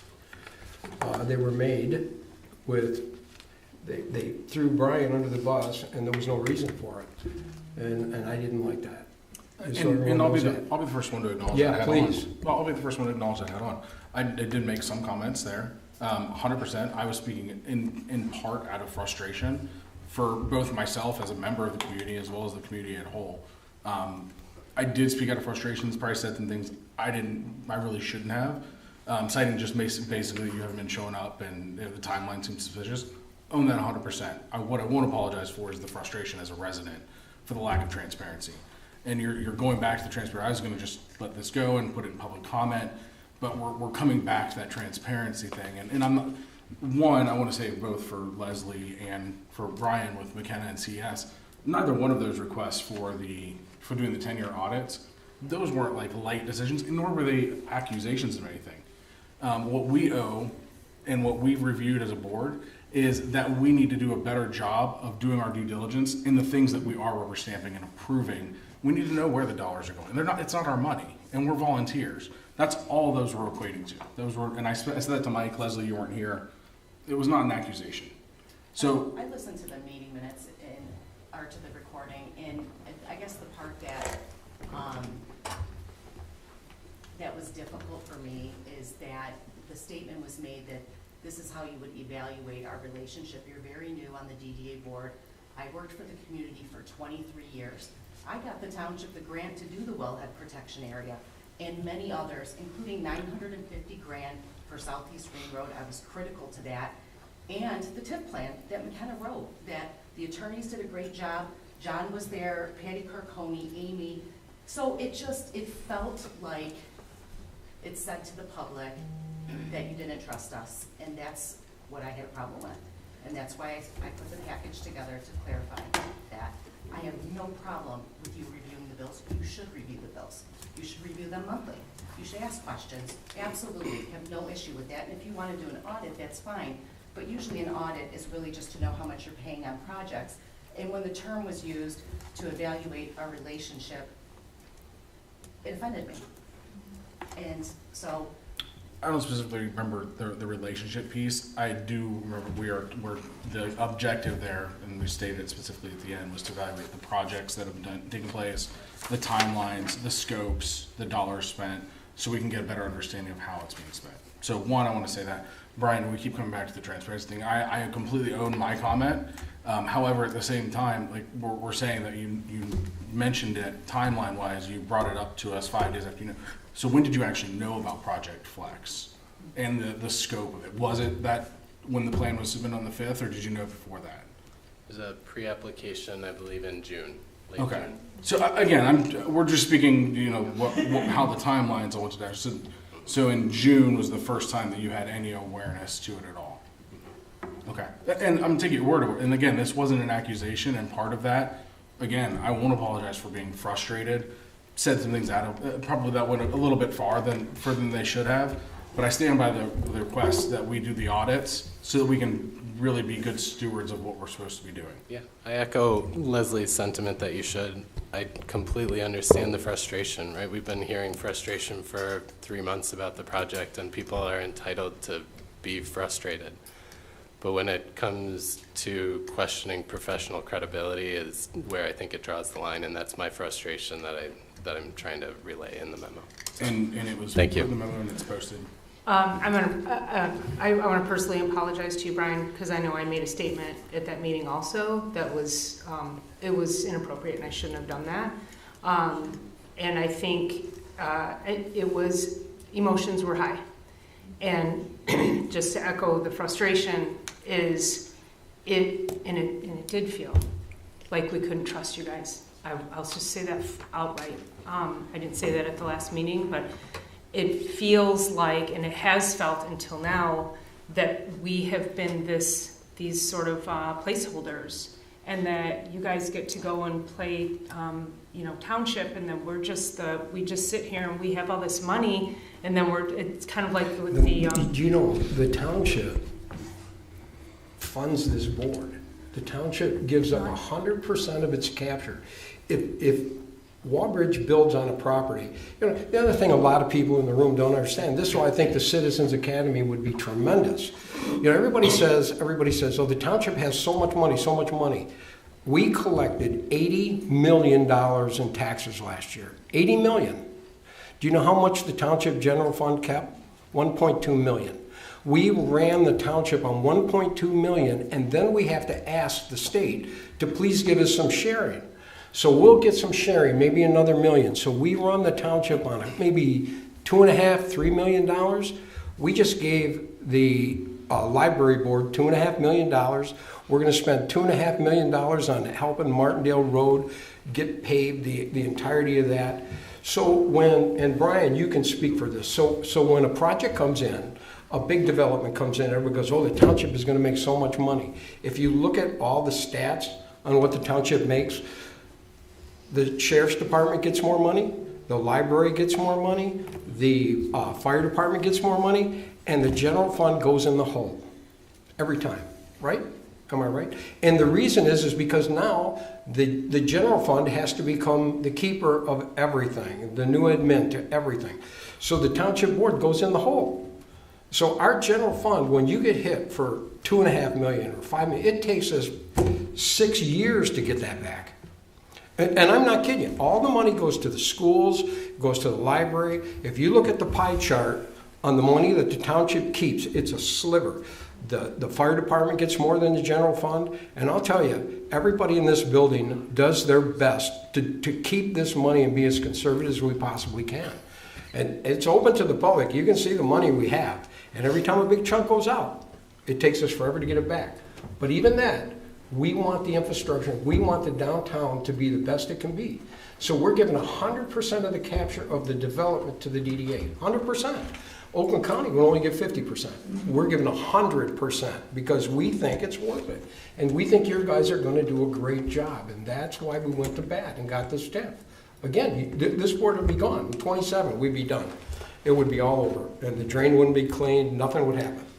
And I'm sorry I keep that up, but everybody just doesn't understand how the township works, and that's why I really want. Go ahead. I'm not going to take your meeting over. No. I just want to finish my comment. I'm used to taking the meetings over. I'm sorry. I don't want to try to shut. I think that a lot of it is that we felt like we weren't. We felt like our importance didn't match the level that we thought it should. So what changed from the morning that we had the executive meeting and I told you we're going to be communicative and we're going to be on board and then the next night everything went haywire. I was taken back. I'm sitting there going, what? The same night. It was like I didn't even I didn't All expect all this. all we were asking for was we wanted to be a bigger part of it. And I told you yes, that morning, I we're know. gonna make you part of it. Right. I never had a DDA board that wanted to be, and that's what I told And them. that's why I was actually kind of I'm shocked when happy you said that. I was like, that you guys how, were. why would you sit here? Like we don't need to be sitting here. We want to be here because we want to make a difference and to be a bigger part of it and to learn and understand what you do. I know that you know, Leslie, you like move and groove to get things done, and you're not going to be able to, you know, go, hey, can I do this? Can I do that? We understand the reality of that, and I think it's just it's just an overall better understanding of how these big projects work and what does that look like, because there's a lot of dollars coming before us, and we need that understanding to know, like, are we being good stewards of this money? And again, Brian, I just want to apologize because I know you are doing a great job, and I think just emotions got high, and you know, there's no excuse for what I said, but it was just, I think it was caught in that moment. We did feel blindsided by Project Flex. I know you did talk about it in that meeting. It just, you know, went over our heads. So, I just want from the heart on that one. I want to piggyback on Brian's also. So in early June, late May, I approached Catherine, God rest her soul, about a project and asked for a pre-application meeting. They scheduled it probably 2 weeks later, and I don't remember the exact date. I'm sure I can find it in my calendar. Mid-June sometime, we had a pre-application meeting here. So that is absolutely correct. In 2 different notifications, one in your notification to this board about Project Flex and the following month's meeting minutes, it was reflected that Project Flex was coming here. Over and above that, I personally invited Project Flex to come to this board to present, because I know we weren't going to Board of Trustees. I said they should get to know them. And they came here at my request and presented to this board. So this board knew of Project Flex. They may have not paid attention, but they knew of Project Flex. All right? When was it that they presented to the DDA? I'm curious. I'd have to go back and look. It was in October. October 15th. October. It took time to get it on the agenda. So. No, but that was after the fact. Right, that was after the planning commission meeting, and then Yeah, already. it was already a done conditional deal approval. at that point. That is true. Yeah. But that's, Then how can they put an input if it's already after the fact? It But- really wasn't a fair shake. it was it was Brian's report, I forgot the date you mentioned, and in the meeting minutes, and those were prior to the Project Flex getting approved. So, Well, in the scope of things going on around us at these times, the minute data center was mentioned to anybody, a little red flag should have went off and said, aren't they having a real big problem over here with that? And how about in Virginia? And how about in Arizona? And how about in Texas? There should have been, this is your guys' job to know this. And I understand what you're saying about the money, and I run a household. It's the same thing. We make money and we have to give it away, and then we have to decide what of what we want to do, we can do with what's left. And we can't make a mistake.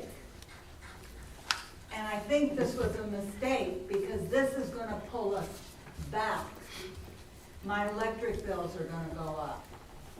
There's going to be issues with selling our house, which I can't even do because I'm stuck. I can't move. And there should have been more red flags.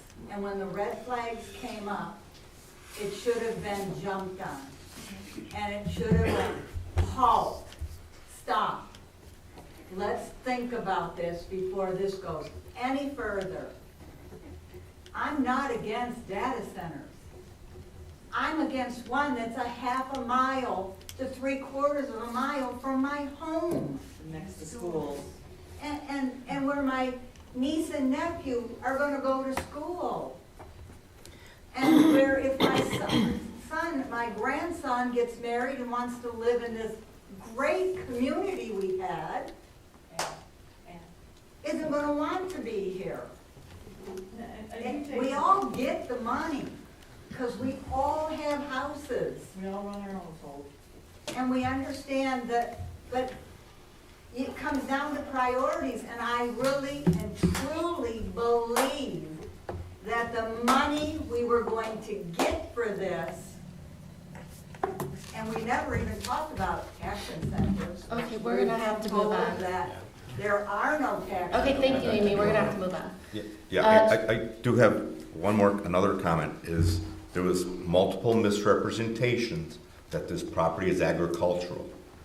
By this board member, this board, and I'll call you out, Mike, on the news and so forth. I've never once said this is agricultural. It's on WXYZ, and you can rewind it and watch it, okay? And our attorneys have that video, so, just so you're aware. Oh, is that a threat? Now, no, it's clarifying a misrepresentation. This land has been zoned, the floor is mine, since 1957 as industrial land, okay? And we understand, as a resident, you have rights on your property. As a landowner, Walbridge has rights on their property. Look, I just work there, okay? And they have rights on their property. And they have to coexist. People that built homes there should have done due diligence and recognized that there is industrial land. Chrysler, hold on, I'm not done yet, hold on. Chrysler Corporation owned this land for a number of years to build a manufacturing facility here. In 55. 57. Yeah, Roger. All the way. I think it's great to put it next to our school.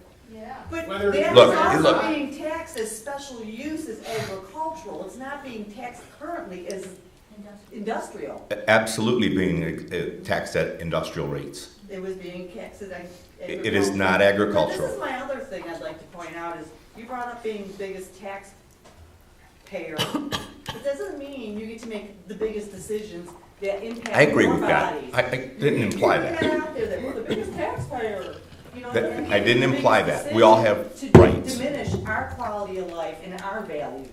I mean, if you were so worried about our community, why wouldn't you have tried to get something in that slot that was a little more fitting, easier for us to swallow? I would like to say Adorno has brought many projects to the table that haven't gone through. Well, and why not? What other projects and why not? I mean, what was worse than this? Thank you. Food processing, Toyota Motor Company, Kroger with the another food processing, copper foil manufacturer. I can name 10 of them. All right, copper foil manufacturer that would have been allowed. We pushed back. We being And why Walbridge. didn't that flag things at that time, that something that bad, way back then, should have had a change in zoning or ordinance or whatever you want to call it? I mean, if you didn't want something If things like Because that- we and own, if we things- bought industrial land. Why would we change it? Exactly. And you're sitting there knowing all of this. But this is all public. I would know it if it was not here. I would still know it.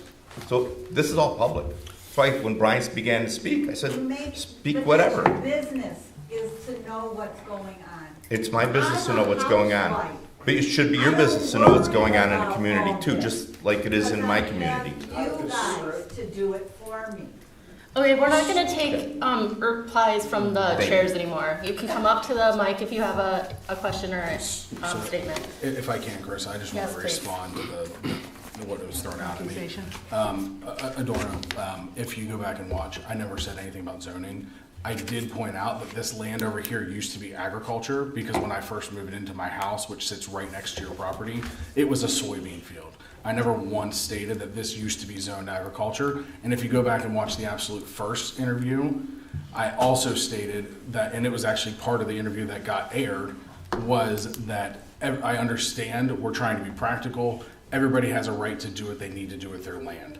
And those were quotes, and that was in the interview. So I don't appreciate you throwing out those false accusations at me because that was not stated in that manner. The implication was that it was zoned agriculture. I was looking at a field, pointing to it, saying that it was Yeah, we agriculture. have farmed it. We let farmers Understand, but you can't misrepresent what I said, because I never once stated anything about zoning, nor was it my intent. I was literally looking at a field stating this agriculture. So I just want to state that, because you did throw out a false claim there. That was never intent, and that was never what I said. I will be a man of my word, and I owned it when I misspoke and went a little bit far with Brian. I would really hope that you would at some point do the same. I will. Okay, Elisa, do you have a treasurer's report for us, please? Can I jump in for 1 second? I apologize. I just want a clarification. So I had, based on the request from the executive committee or organizational committee, I had asked McKenna Bryan to submit a memo for tonight's meeting. So that's what he was going through with you currently. It was an initial request to try to figure out a process moving forward. And I just want to get quick feedback on if this memo looked good. He was shooting from the hip and he produced it very quickly, so thank you very much, Brian. But the overall format of it with regarding to projects that are coming down the pipeline, projects that affect outside of the DDA 2, is that format acceptable moving forward, and do we want to continue to advise him to present it Monday? Yes, we wanted this information, I think we noted in the email, so that we have time to look over and know what you're talking about. Sometimes you speak so quickly and you reference lots or stuff that goes over our head, and we're like on our computer trying to figure out where we are when you're on to the next thing. So this helps us to do a little homework before we get here and have a better understanding. And I'll try to get it in advance enough. I want it to be as current as we can possibly get it, because you do have the township board that happens basically the Monday before. You're probably trying to get packets out Tuesday, Wednesday, right? But I'm happy to verbally fill in gaps after. We appreciate that, thank you. Yes. And then we were gonna see if Leslie could do something similar. And I had discussed that with her, and I think so that we'll have a heads up on your report before your reporting, so we'll be able to do a little research on it. So I would need some feedback or guidance on what you'd like to see in that report, because we do a lot for the township, and it could be a very long report. I don't like it. Do you want projects that are active in construction or just proposed? So some of those details I would like to, I would need to know from you on. This is just a heads up of what you'll be presenting. So no, she wants to know the extent of it. I think honestly, right now where we're at with stuff is we are just blind, and we just need to get up to speed as quick as possible. So my answer would be all of it right now, and then once we know it already, then we will cut back. But at this point, again, everything I look at, I've got 10 more questions. So I would prefer to just get the information. And I think a big factor in that, to try to get some clarification too, do you want outside of the DDA district too, so you're aware of what all is going on in the township overall? No, it's Just absolutely huge what you tell. I so appreciate you doing the entire township for us. Everything. Yeah, you don't have to give. We want to go home, but you can just mention. Sure, because we could be here all night if I just Right. told you about So the don't list. don't tell us all of detail. Sorry. All right, so the 2-minute treasurer report. Okay, I also want to make a clarification, because people keep saying that we are doing a project audit of engineering and the planning commission. We are not doing anything with the planning commission. We have 3 consultants. We have attorneys, we have a planner, and we have an engineer. And I know everyone's probably like, okay, that was weird last meeting. I am now the treasurer. Patty has been the treasurer forever. What does that mean? I think from an executive board standpoint, we have been trying to figure out what Patty does for the township and what she does for the DDA. She does an amazing job with making sure we are legal and paid and everything is, dotted, our I's are dotted and our T's are crossed. Honestly, most of what she's been doing for the DDA is going to continue as her role as Lyon Township Treasurer, so a lot of that isn't going to change. I think as we talk about our frustration, there's a number of things that have gone on regarding the finances where we have been out of the loop and just wanting to try to get into that loop. There's 3 things I want to talk about specifically. One is the consent agendas. In the past, our consent agendas have been documentation of invoices already paid. In consultant with our attorney, we've been told that consent agendas should contain invoices that have not been paid, and that we should then be approving to pay our invoices, not being told that we have already paid our invoices. So Amy and I are working together and developing a system in which there will be a number of invoices that we continue to pay on time, like DTE, and so that those expenses will be in a different report, not a consent agenda. We will have those disclosed that we, as it shows here, that we paid DTE and consumer. It just not in the future is going to be on the consent agenda because they will have already been paid. So likely the items that we've talked about keeping on the consent agenda would be our 3 consultant invoices, as well as an issue that also came up is that we have a number of agreements, annual agreements that we renew. And so it's important that the board be aware of these that are coming. So Amy, like I know there's one coming up in the next month or so. And so in the future, what Amy will do is put that on the consent agenda so that we are aware that in another month or two, we're going to pay this bill and that we will approve that payment as a board prior to the payment going out. Okay, that's the consent agenda. I think the other piece that has been challenging is that we, again, a little later are going to adopt our budget, and there was very little that we gave input into the budget for. So moving forward, that is completely going to change. And so again, you know, what am I going to do different from what Patty does? Patty does a lot of administrative treasurer work. And I think I'm going to be a bit more liaison and communicating and making sure that we as a board get the financial information that we need to understand what we're paying and all of that in a nutshell. Okay, the last piece I want to talk about is, I know we're going to, well, do we do it now? We're going to approve the CES. That's in a later. Okay, so I will, talk about CES invoices later. All right. I kept it under 10 Thank you. minutes. Any questions for Lisa? All right. Economic Vitality, we did meet last week. We actually went on one of our industrial business visits that we'll be doing quarterly. We went to Universal Load Bank, ULB, and got a nice tour there. Very nice facility, learned a lot, and it was a little terrifying with all of the power that's there, and kind of, I have a little phobia of electricity, so, but it was good. It was a good experience, and we had a big group, and we actually invited the Design and Appearance Committee as well, so there was a lot of us that went to that. After our tour, we came back to hold our meeting, which we also had a special guest speaker from Small Business Administration come and talk to us about possible financing for businesses in our community and other resources that they have to offer. So we're always looking for those opportunities to connect businesses with resources and other businesses.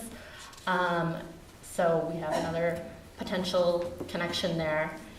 There is an opening for the chair of the Economic Vitality. So this will be my last report. And we're looking for a new chair to take over and report to us next month. Our meetings are typically Monday, At 1 o'clock. the second Monday, the first Monday, sorry, at 1 p.m., but we're flexible on that as well. Any questions? Okay, up next, promotions. Okay. All right, we got more fun stuff coming up with promotions. We have our concerts all slated. It's going to be an amazing summer. We have a great lineup of bands. So come on out. We host everything at the New Hudson United Methodist Church at Inspiration Park, and so I'm grateful to have them as a community partner. All our events can be found at funonthegrand.com. And then we have Lion Rocks coming up, and that is our celebration for Earth Day. And we have some of our committee members, they paint rocks with different bits paint a rock that says Big B Coffee. or any of the other businesses, and those rocks get put out onto the trail, the Yarn Valley Trail. And then we encourage people to go walk, find the rocks, and then they go into Big B and they get a prize. So it's just a way to get people out on the trail, and then also to stimulate some business in our community. That is April 18th, I believe. And also, real quick, I was looking on Fun on the Grand, and Lion Rocks and Touch a Truck are not on our calendar. Yeah, Angie and myself just met today, and we're inventorying a list of what needs to be updated on that site. Okay. So thank you for bringing that up. Do you have dates for? Yeah, the Touch a Truck is, give me 1 second. Okay. I have it here. It is June 24th, 11 a.m. Beginning time, I believe, till 2, and that is going to be at Lowe's again this year. Okay, awesome. Great event, great family event. Get all your kids, go to that one. We are looking at upgrading or updating our Lighting Up the Grand, which is our signature event. And I've been targeting and finally got an introduction to the president of a company called Blue Water in Wixom. And they do the Glenmore Trails. They do all these really big, super cool interactive lighting. They also do a Halloween trail walk. And so I am in the process of putting an email together. I spoke with him last week, and I'm putting an email together with him that just talks about all the different things that we're doing with that event. Our numbers, what we attract, how long we've been doing it, and do you have this on PDF? Yes, I do. Okay. And we're going to be sharing that through social media upcoming soon, too. Okay, send this to me so I can add some of this data to my, yes? I just looked at the Fun on the Grand calendar. They're both there. Lion Rocks and Oh. Touch a Truck are both there. Okay, I'll have to show you mine. At funonthegrand.com? Yeah, uh-huh. Yeah, it's there. I didn't see, it's not showing on my site. Okay. Maybe it's an iPhone thing, I don't know. So anyway, so I'm super excited about that, because if we can expand even more, we started that was 2020. That event started as a just very simple self-guided tour, and that has expanded to now through the downtown with all the downtown businesses. So more to come on that. Lastly, I went to speak with Rotary 2 weeks ago. They wanted me to come and speak on the DDA and all the things that we're doing in the DDA, and that was really fun to go. And I did have some of these stats, so I put that in the PowerPoint. I would say I put together a pretty nice slide deck. So if anyone wants more information or would like me to come and speak to a group on the DDA, I now have this great slide deck. Or if anybody on the board gets invited, I have a slide deck that I can hand over to you, and you can use that and tweak it. So that was really fun. The last thing is they are trying to get a Rotary sign as they enter Lyon Township, and they said they were unable to, and I don't know who they spoke to or what, but who do we speak? Is that a planner? Is that Depending on where they want to put it, the Yeah. road commission for Oakland County. Because our ordinance permits governmental and quasi-governmental agencies signs in the right-of-way as long as they're permitted by the jurisdiction, which on most of those major roads where they'd want to do it is Oakland County. Yeah, they said they want to have it open. like on the two entryways, like one on each end of town, or maybe off the freeway or something like that. Well, now would be the time for them to have that discussion with the road commission for sure, especially as they are developing plans for the Kent Lake intersection at Grand River to tweak some geometrics there, so they could find a good spot for that. Okay, so have them speak to the road commission. Okay, that's all I got. Thank you. What about the winner of the Poor War? Oh, winner of the Poor Wars. That'll go in Amy's report. Oh. Yeah. Second place, we got second place for Wholehearted Winery. Nice. For our location, for our community. So Awesome. first and third went to locations in Wixom. But we had the second best showing out of all the communities. I believe we had over Almost 1,000 total visits Mm. amongst all the communities. Yeah, and I believe about 30% was from New Hudson, right around there.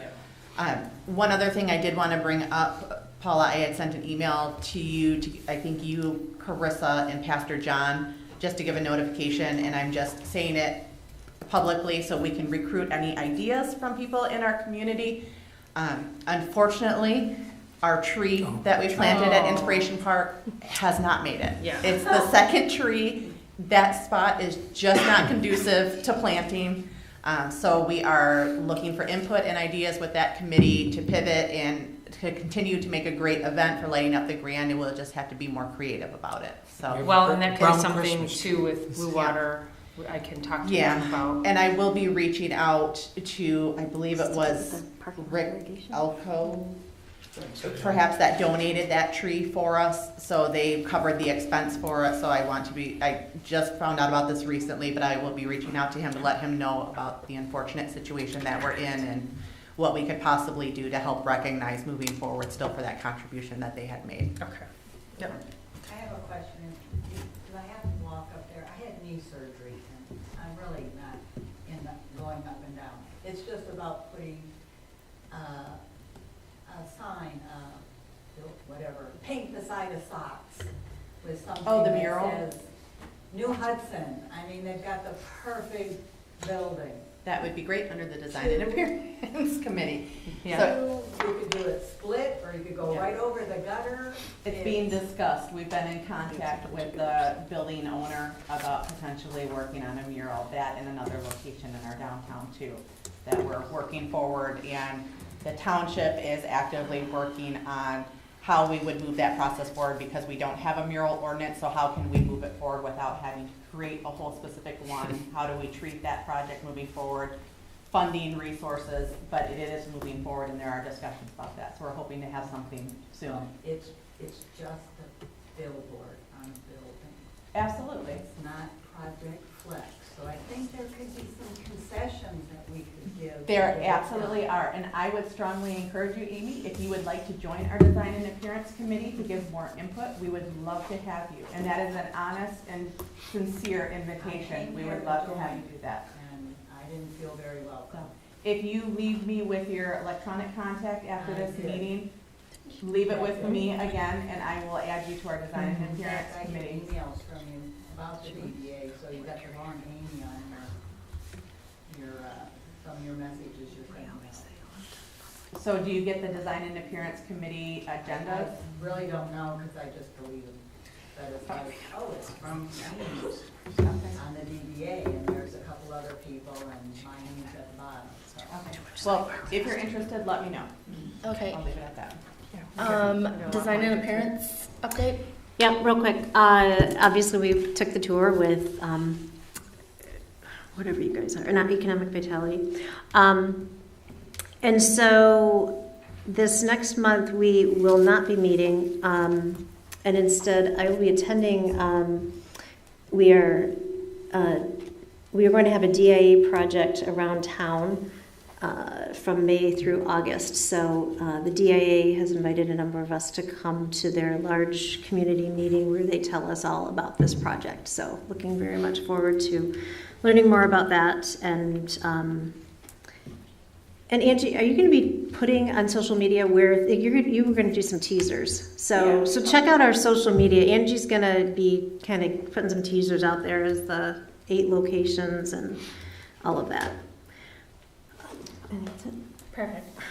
Okay, organization meeting committee, we did meet this morning, and was a lot of talking about communication and procedures with taking more ownership over the projects and the accountability. So definitely a work in progress. We had a very thorough and informative meeting, and we're making a lot of progress, but still a lot of progress to be made. So we will be meeting more often to get this going quickly. And now the Township Board. Should I give me? Yes, please. I've been talking enough tonight. I just got a quick one. Our water system, the softening portion, I'm hoping to be up 1st of May, and I'm praying. And the sewer project is going really well. I think they're talking into September, August for that completion. These are 2 major, huge jobs in the township, and it's taken a lot of time. to manage them, but they're doing well. One other thing was the Citizens Academy. I'm pretty stoked about that. And Tina, you're going to tell me when we can get that going, right? Oh, yeah. Because I want to put that out to everybody, especially the people that have been coming to the meetings. I'd like to give them the first opportunity to sign up for this Citizens Academy. I think it would be wonderful, and we're going to take tours. I mean, it'll be like maybe once a month. Are we thinking, or twice a month? Right now, it's scheduled as a 7-day program. Oh. But it ties into all the board meetings. Okay. And for the DDA, it would tie into your May informational meeting, so that we're not recreating. Okay. Well, we don't have all this stuff put together perfectly yet, but I'd like to offer to the people that have been coming to the meetings first, because I think it would be a wonderful thing for everybody to get to understand. And we'll take tours of the fire department, we'll take tours of the police department, and I think it'll be a lot of fun. And it'll get to people to understand the process of government, because I'm telling you, I didn't understand it, and it took me a while to get to the point where I kind of understand it. I still have some learning to do, but I think it'll be a great thing. And I'd like all the boards to do it too. I'd like them to get on and do the tours and understand the township a little bit better. And it opens communication to everyone, and it gets the public involved, which they need to be. And I've been asking every time for people to show up. You know, I want you to come to the meetings because you have input also. And we want that. Good, bad, or not, we want that. We absolutely do. So please, don't stop coming because something goes away. We need to keep you in the room. It's important to the township to make it run. Thanks, everybody. I'm sorry, I'm gonna quit talking. If I may, just real quick on communication, and thanks for that, John. You know, you got a wonderful sign, nice TV sign right in front of that fire department. So I've seen this in other communities where they have what's going on, like we got a trustee board, and we're gonna talk about this project. Yeah, and it lights up, and people drive by that, and all of a sudden they say, oh, okay. Yeah. You know, I think it's more of a push, because, you know, I'll speak for myself, I didn't know about all the Project Flex stuff until I spoke to a buddy of mine who got it on Facebook, and I'm not on Facebook, so I'm one of those odd ones out, right? I had to stand for social media. Anyhow, you know, I think if you push that kind of communication out, now I know where to go. I just have to learn how to navigate the website, because there's a lot of stuff out there. There is. And, you know, that's on me, but I think, you know, being somewhere in the middle. You know, I'm gonna say this in a public meeting. I've met some of the nicest people that we started out very aggressive, very mean, but they turned out to be very nice people. And I think the majority of our township is super awesome people. And I've said that over and over. But That's why we're fighting. well, things get emotional, and I get that, and that's okay. I mean, we work together as a township, we'll overcome things. I mean, you know, one against the other doesn't help, I'll tell you. It just makes it more spirited and hateful and people not wanting to do things for others. I think we need to work together, everybody in the township. That's why I believe these citizen academies will get us closer and get the people that are elected closer to the people who are the residents that they work for. So I think it's a great thing, and it's going to be new to the township, and I'm excited about it. I'm really excited. Okay. Sorry, I talked too much again. No, you're good. Thank you for that. And Amy did provide her report in writing as well, so that's online if anyone wanted to look at it, because she does talk fast, especially when it gets later. So let's go, Amy. All right, our construction value reports, I just wanted to update you. We've had some commercial alterations totaling just over $800,000. A large majority of that, over 750, is the Walmart remodel that's happening right now. So if you've been over there, you notice everything's changing locations. And then the work that's being done at Hudson Trail Plaza. So they're redoing the facade over there. I wanted to make everybody aware and just serve a reminder. I'll be sending out a notice tomorrow, but the April meeting has been canceled. After the start of the year, we realized there was a conflict. I'll be in attendance at the Main Street America Conference. So that meeting will not be taking place. And also at our next meeting in May, I just wanted to make everybody aware, based by PA 57, which the DDA was created on, underneath, We are required to have 2 annual meetings each year where I give an update on the state of the DDA about priority projects, where we are with the budget, what we do in the community. So the first one is scheduled for the May meeting at 6 p.m. So it'll actually be incorporated into the agenda for that night. So that was requested by the board last year, so they could be made aware of what happens at those annual meetings, because usually it's just me sitting here with maybe one member from the public. So I'm very excited to be presenting that in front of everybody.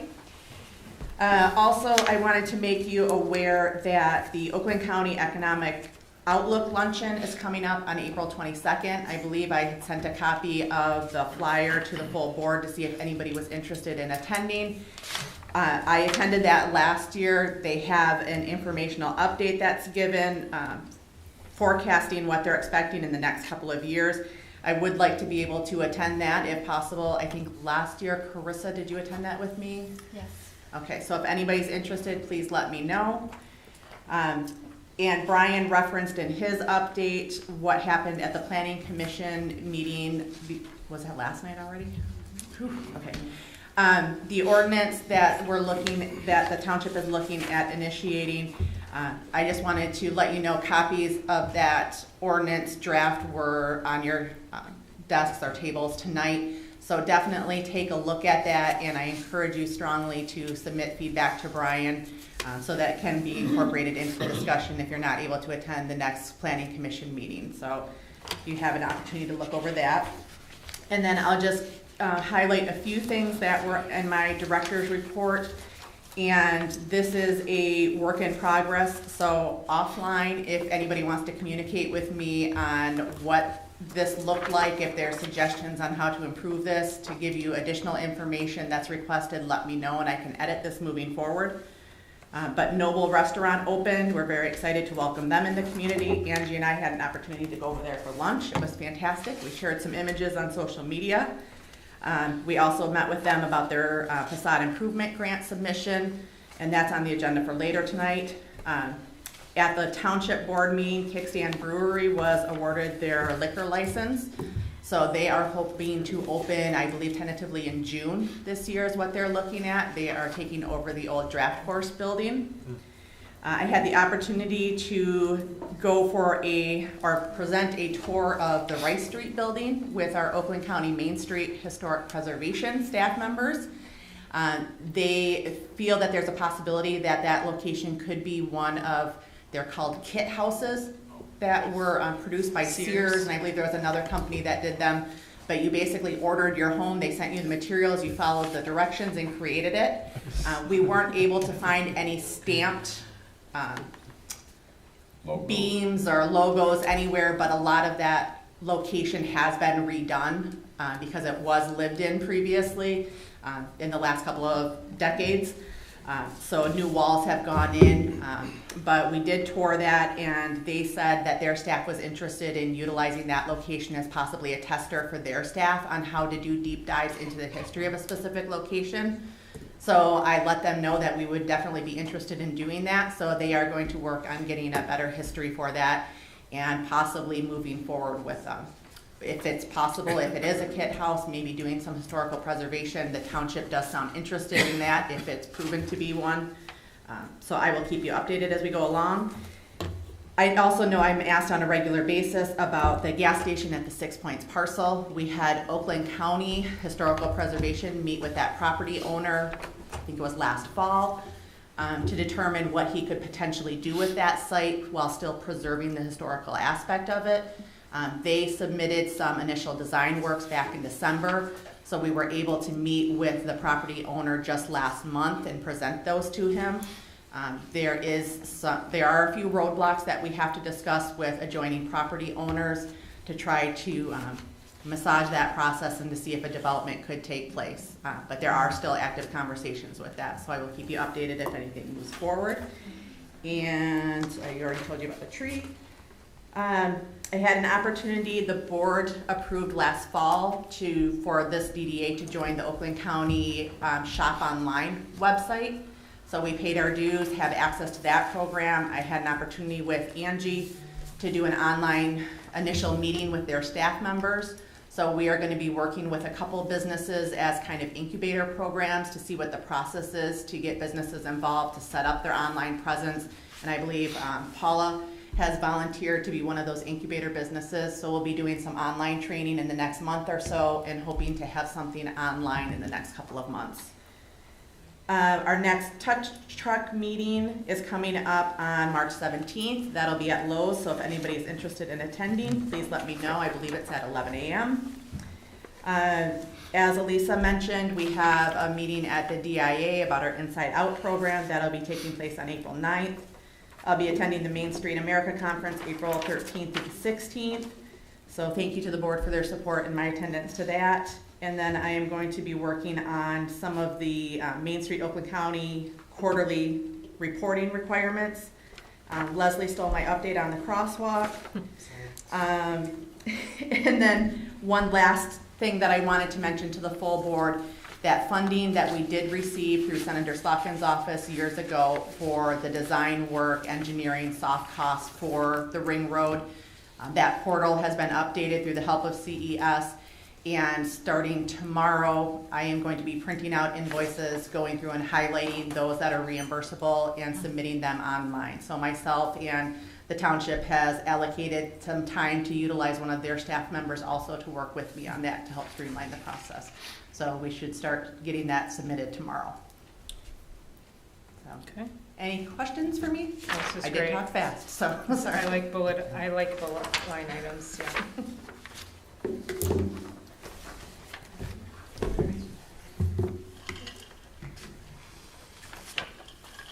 I think that should be adoption, not acceptance.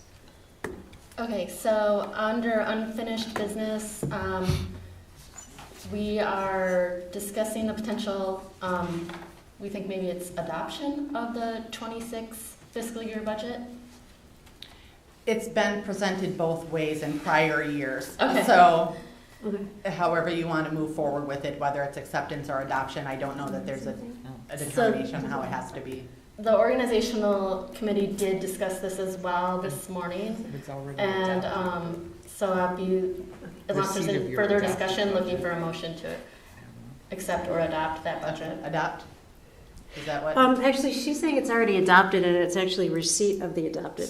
So they could acknowledge receipt of their adopted budget that got adopted in December by the board of trustees.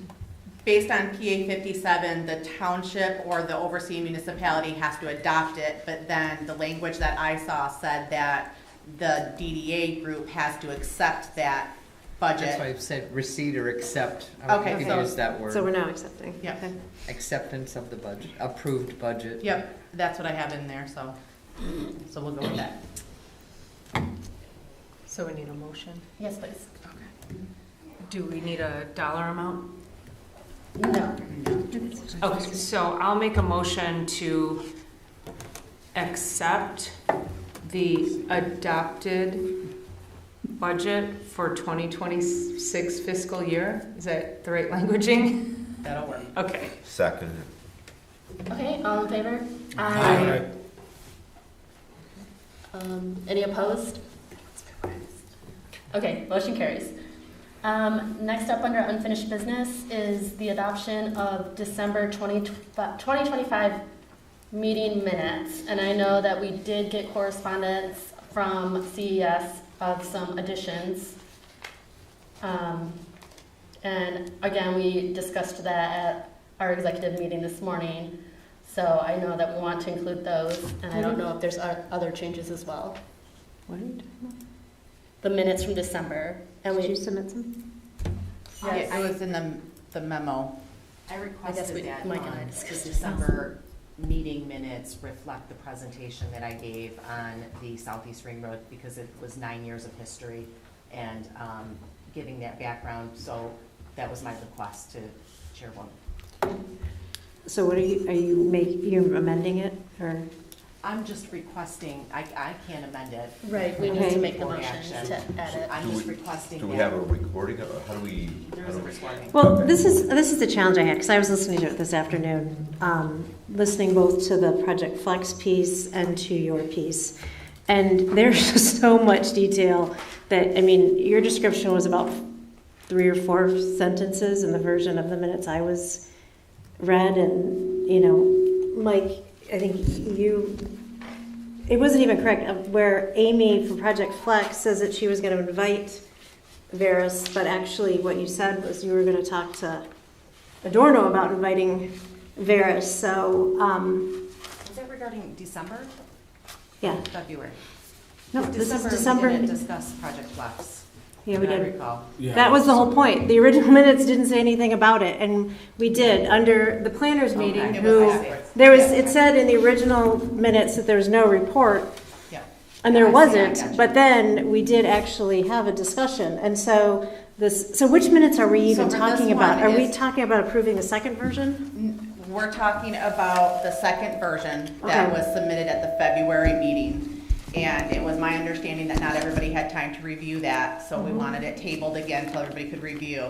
In Leslie's memo that was included in all the board packets, she had requested on page 2 that at the December meeting, she provided a detailed review of the projects, and she was asking for the following to be added to the December minutes. So the language that she wanted or requested to add is in your packets under the memo. So that's all she was looking for, was before they are officially adopted, to include those, so if anybody's going back to look at the records, that's included in there. Just what is the purpose of these minutes? Because they're basically a bit of a summary at best, but they really don't. There's most of it's not there. Now that we're recording, I guess it doesn't quite matter. But is there a way to do that? So does the recording become part of the record now? Well, you're live streaming now, so it'll be out there forever. But your official minutes are the ones you approve. And they have as much or as little detail, but they have to record your actions that you take, you know, on each agenda item that was publicized. But beyond that, it's totally the board's discretion how much detail you go into on each item.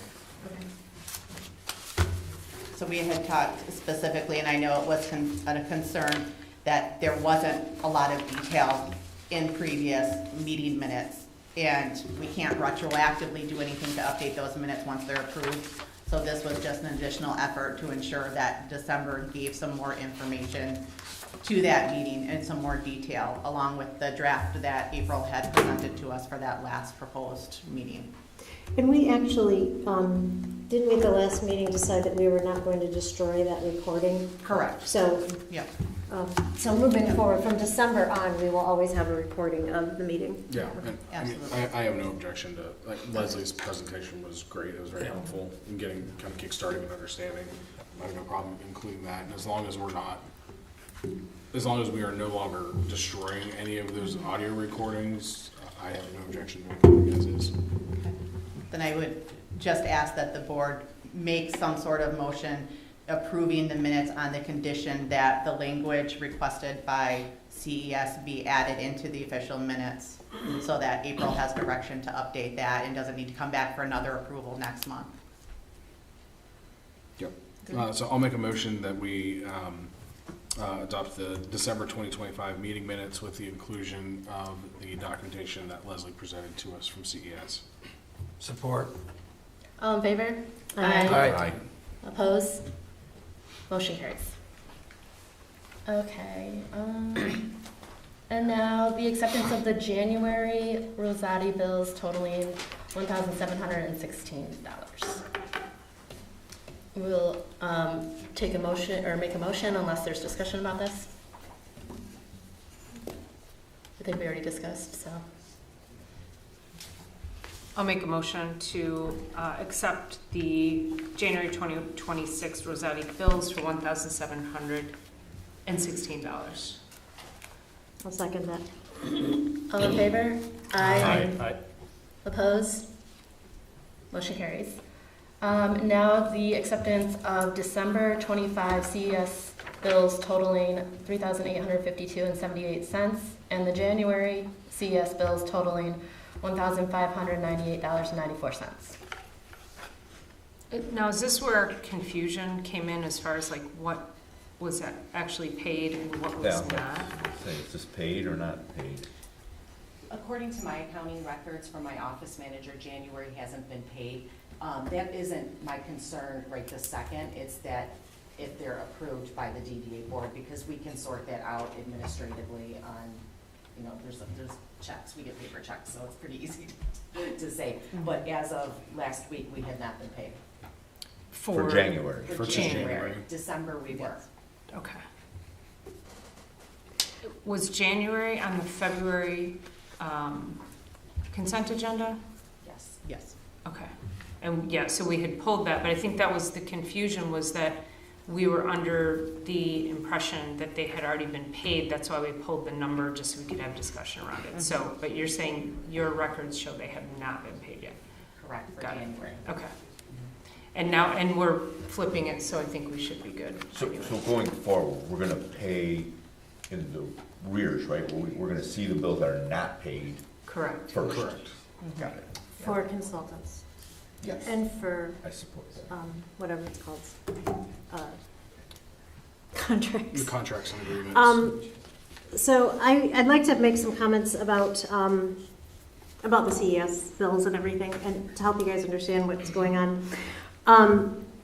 In our budget that we just accepted, there's kind of 4 or 5 different places where things get billed for this construction projects. Oh my gosh. One is You can turn it up. He said don't point it up, but I don't know, maybe. so one is capital improvements. Don't talk louder. Sorry. Capital improvements is where we have drains and other projects, and it's about 3-point-something million of our $5.6 million budget. And then there's the CES, or not the CES, but the engineering categories, of which we have 4, which are meetings, drain, ring road, and other projects. And so, again, I have not had time to review everything. I've been looking at 23 to present and did a deep dive into the last 6 months. And so what I can see is that the way that the DDA is taking CES's invoices, CES is determining which bucket of those 4 that it would go into, and only using meetings and ring road.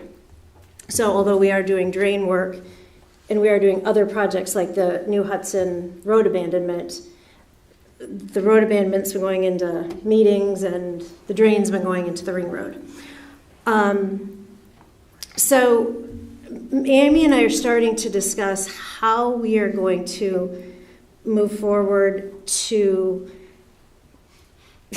deal with this data so that we can, in the future, know where we are with projects. When we look at just the last 6 months, we have worked on like 30 different projects with CES. And so there's kind of main categories and subcategories, and, you know, with acquisitions, all the 10, 11 different people that we're working with. Really would like to know, with all of those projects, what have we spent so far? Where are we? What do we still need to do for that? That's where we're going to get to over the next few months. We are not, right now we're kind of figuring out even what our categories are. So I just want to use these 3, right now, these 2 bills to kind of discuss a few things. In terms of the December bill for $3,300, it actually was $10,000 of expenses. And so Leslie, can you explain to us, you said that you guys wrote off the $6,300 because you were over? You're talking about invoice 12012, correct? I don't have the invoice in front of me. It's regarding the culvert design. Yes. Yep. Okay, so yes, the invoice that's in the packet shows all of the time that we billed. Based on that lump sum, we went over our internal budget. That's why there's a deduction at the bottom of the invoice. So I wrote off almost $6,400. And so when you're talking about your, what'd you call it, your internal budget? Yes. When you were giving us that presentation in December, you had accepted, additional, and yes. Whatever, out of scope. So what you're saying is that for the accepted, you hit the limit, and then beyond that, you're writing off? Is that, or am I? Yes. Okay, for so this I am public understanding that design, correctly. yeah. Okay. Legal required some additional modifications that we did not anticipate, so we completed that work, but we went over what our agreement was for that line item. That was one of the additional design services. So actually it was an addition, so yeah, that's right, it is under additional services. Design, though. Okay, The so, point is, I ate it. no, but it'd be helpful that, no, but, because what I'm seeing is that there are no more approved services and everything is additional. Is that because we've run out of approved money and now everything is additional, or is it just the projects we have currently left are additional projects and we've done all the approved That's right. parts? And so this was one of our additional pieces. Of the design. So Okay. the design for the road is done. It's submitted, I stated that in the letter. Amy Yep. has a copy of the plans. But we do have we have three, but I'm gonna put Eagle separately, because that is additional services dealing with the wetland, okay? We'll probably need to talk about this more when we meet and get into more of these details. But, what was my train of thought, I'm sorry. The plans themselves though, like your water main is designed and permitted, the sanitary sewer is designed and permitted, all the grading plans are done, the maintaining traffic plans are done, striping plans are done, soil erosion is done, everything is done. But the road commission could come back on the cross-section of the road, which we should talk about anyway, because it is pretty minimal, what's proposed for this road. But it meets what we think they will accept. They could come back and say, no, we're not gonna approve what you have. You need to go to 9-inch or something like that of asphalt. So I'm waiting for feedback on the road commission and WRC. We had to design pretreatment structures. That's been submitted to their office, and we haven't heard back from them yet. Eagle wetland permitting is getting really complicated because of some of the studies, and so we'll talk about that separately. But you have your water and your sewer permit, and Amy has a copy of the plans and the bid documents. So when it's ready to go out for bid. The only thing that we've got to do on the bid documents is put the final quantities, but I don't want to do that until we get the permitting agency's feedback in case they change anything, because we'll just be changing stuff over and over again, so. So the base service of engineering is done.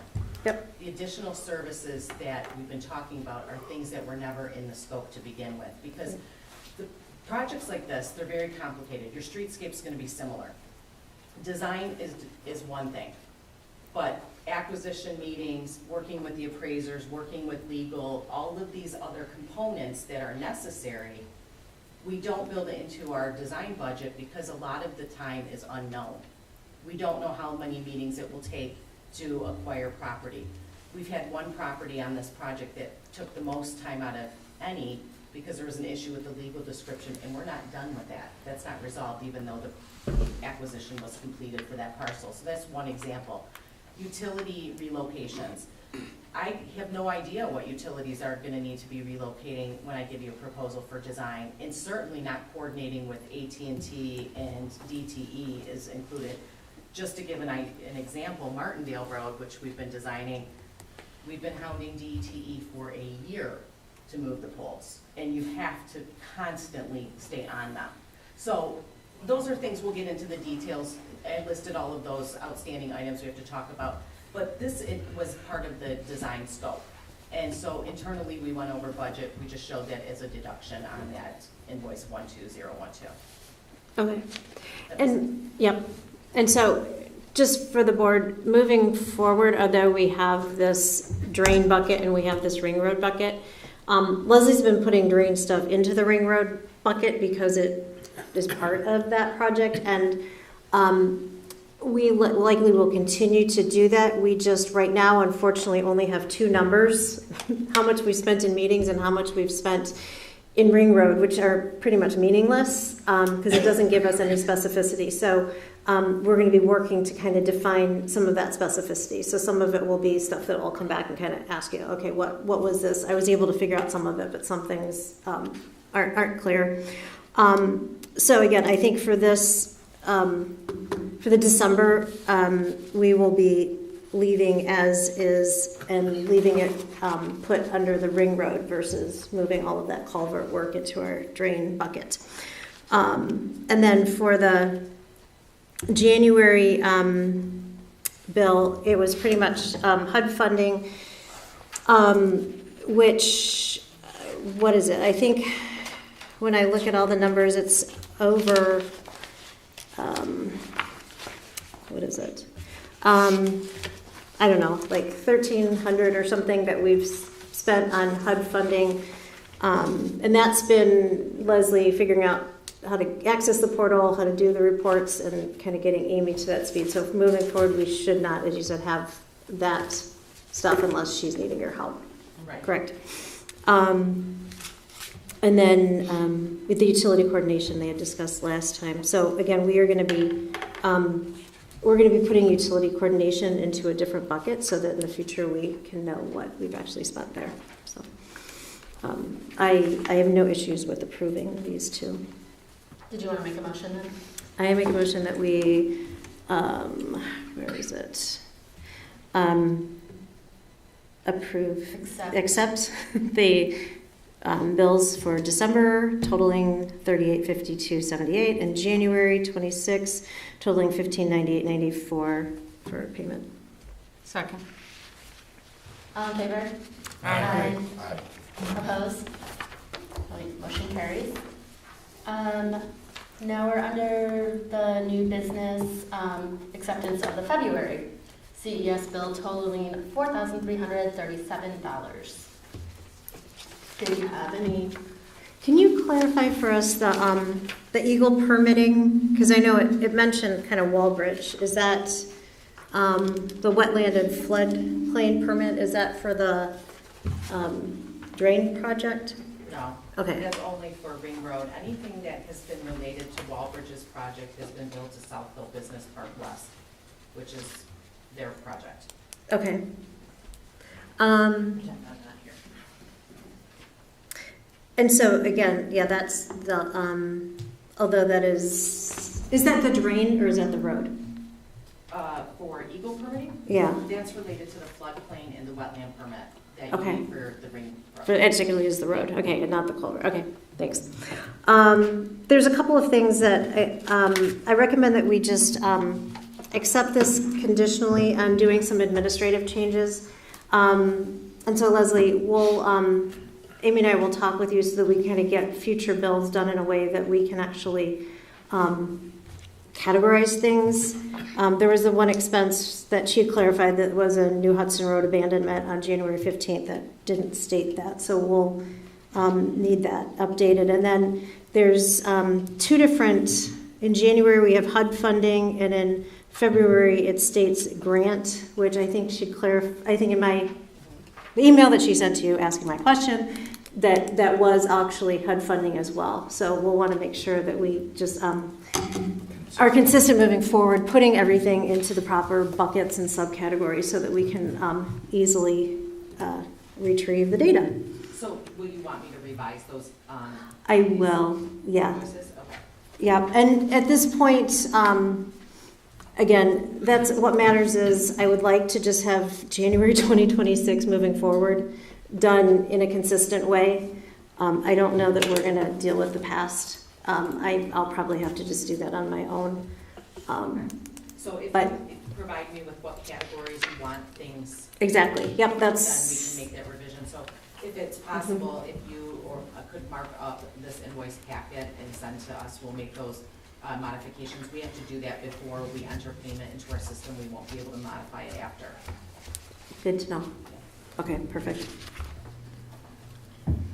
Okay, so I think there's a motion with the contingency of changing the class. Administrative changes. Yes. So I'm looking for support for Lisa's motion, please. Second it. Did you have a different? No, Okay. I think we. Okay, perfect, thank you. All in favor? Aye. Aye. Opposed? All right, next up is,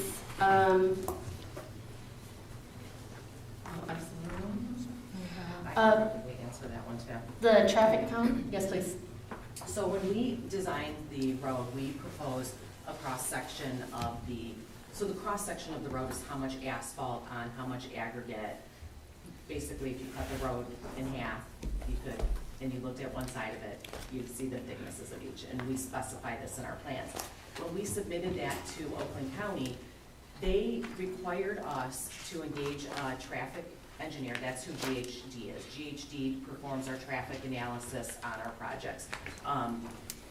And there's a lot of reasons we work with them, but they've done a really good job. And what they did, so the county wanted to know what were the traffic projections for the Southeast Ring Road for 2043, so that the cross-section was thick enough with a certain number of truck traffic expected versus vehicular traffic, okay? So GHD recommended, rather than do a full traffic study, which probably would have cost $40,000 to $50,000, that we work with SEMCOG to run some models, and then they do some extrapolation, so they'd have some time on this. That's what that bill is for. We've sent that information after we had that analysis. That was part of our submittal to the Road Commission. We haven't heard back yet, but they helped us through that process. That was a requirement of the Road Commission. So this would be in place of having to do the 30 to 40,000 traffic study? I hope so, but we don't have an approval yet either, so we'll see how the Road Commission, what they come back with. Okay. And the road is a Class A road? It's required to be, and that's what prompted the calculations for the special designation. So and it's not even a Class A, it's really an all-weather road, because one of our property owners needs an all-weather road to be able to access their property. And he's here, so I don't think it's a secret. And that's what prompted that analysis. The Road Commission's like, no, we're not approving an all-weather road, because you can't approve, they will not designate one section of a road as all-weather without the entire road being built to that, or that segment anyway, to that standard.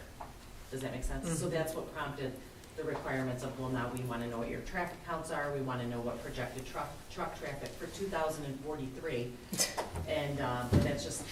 As if the road's gonna last till then? Maybe. 17 years. That's what it was spent. Hopefully it goes soon. Are you gonna project Project Flex in that? Yeah. Because you're gonna have a whole lot of street trains rolling by. and that's You a won't lot of though. truck traffic. There's no truck traffic on Milford Road for Project Flex, it's only emergency. So, but they did look at land uses, et cetera, when they did that analysis. But that's what that bill is for. So those are some of the bills, for example, that were listed in, I forgot what color box, the pink, that were costs, but not paid to us. Okay, so we're looking for a motion to approve that bill then. So moved. I think you got a motion first, right? Hmm? You have to make the motion first? Or I'm was that moving. you're moving? I'm the moving Oh, what you're she moving the said. motion, okay. Second. I don't know the lingo. All in favor? Aye. Opposed? Motion carries. Amy?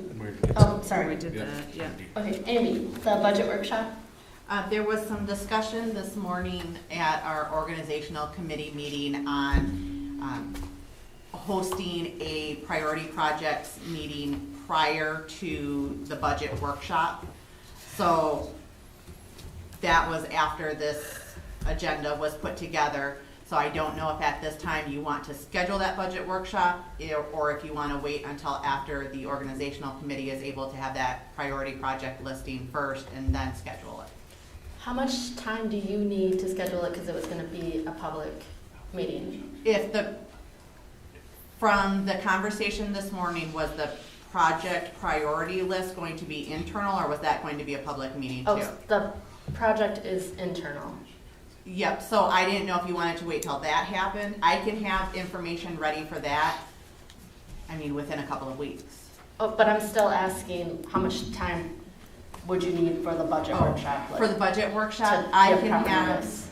we're gonna be putting it together from scratch, so I don't really need a whole lot of prep work. It's just about posting for the meeting, so I believe it's maybe, if I have 2 weeks, that's plenty of time. So if we determine it at our May meeting when we wanna do it for June, that should be plenty of time. So we tentatively plan on June, and we'll confirm a firm date in our May meeting. Yep. Okay. Okay. And then up again for the Main Street Summit. Did you have an update? Yeah, I just wanted to make everybody aware, and I had forwarded an invitation that Main Street Oakland County is holding its annual summit. It's an event happening on March 19th from 8:30 to 11:30. All of the other Main Street communities are invited. You're able to talk about what's going on in your individual areas, and it's also your opportunity to talk to Main Street staff about what they could potentially be doing to help make our lives easier as a local organization. So I strongly encourage, if you haven't been to one yet, or even if you have, this year it's going to be a little bit different. They have a facilitator that's coming in outside of the group that I believe will be working with us. So if anybody is interested in attending, please let me know. The registration was on the flyer that I sent you, so you can register on your own, or if you need me to do that on your behalf, just let me know. And this invitation was also sent out to the entire Lyon Township Board of Trustees, and trying to get some cooperation with them so that they're aware of what Main Street Oakland County is looking for in their goals too. So I believe we may have one member attending that meeting next week too on behalf of the township. So. And Angie, you're still here.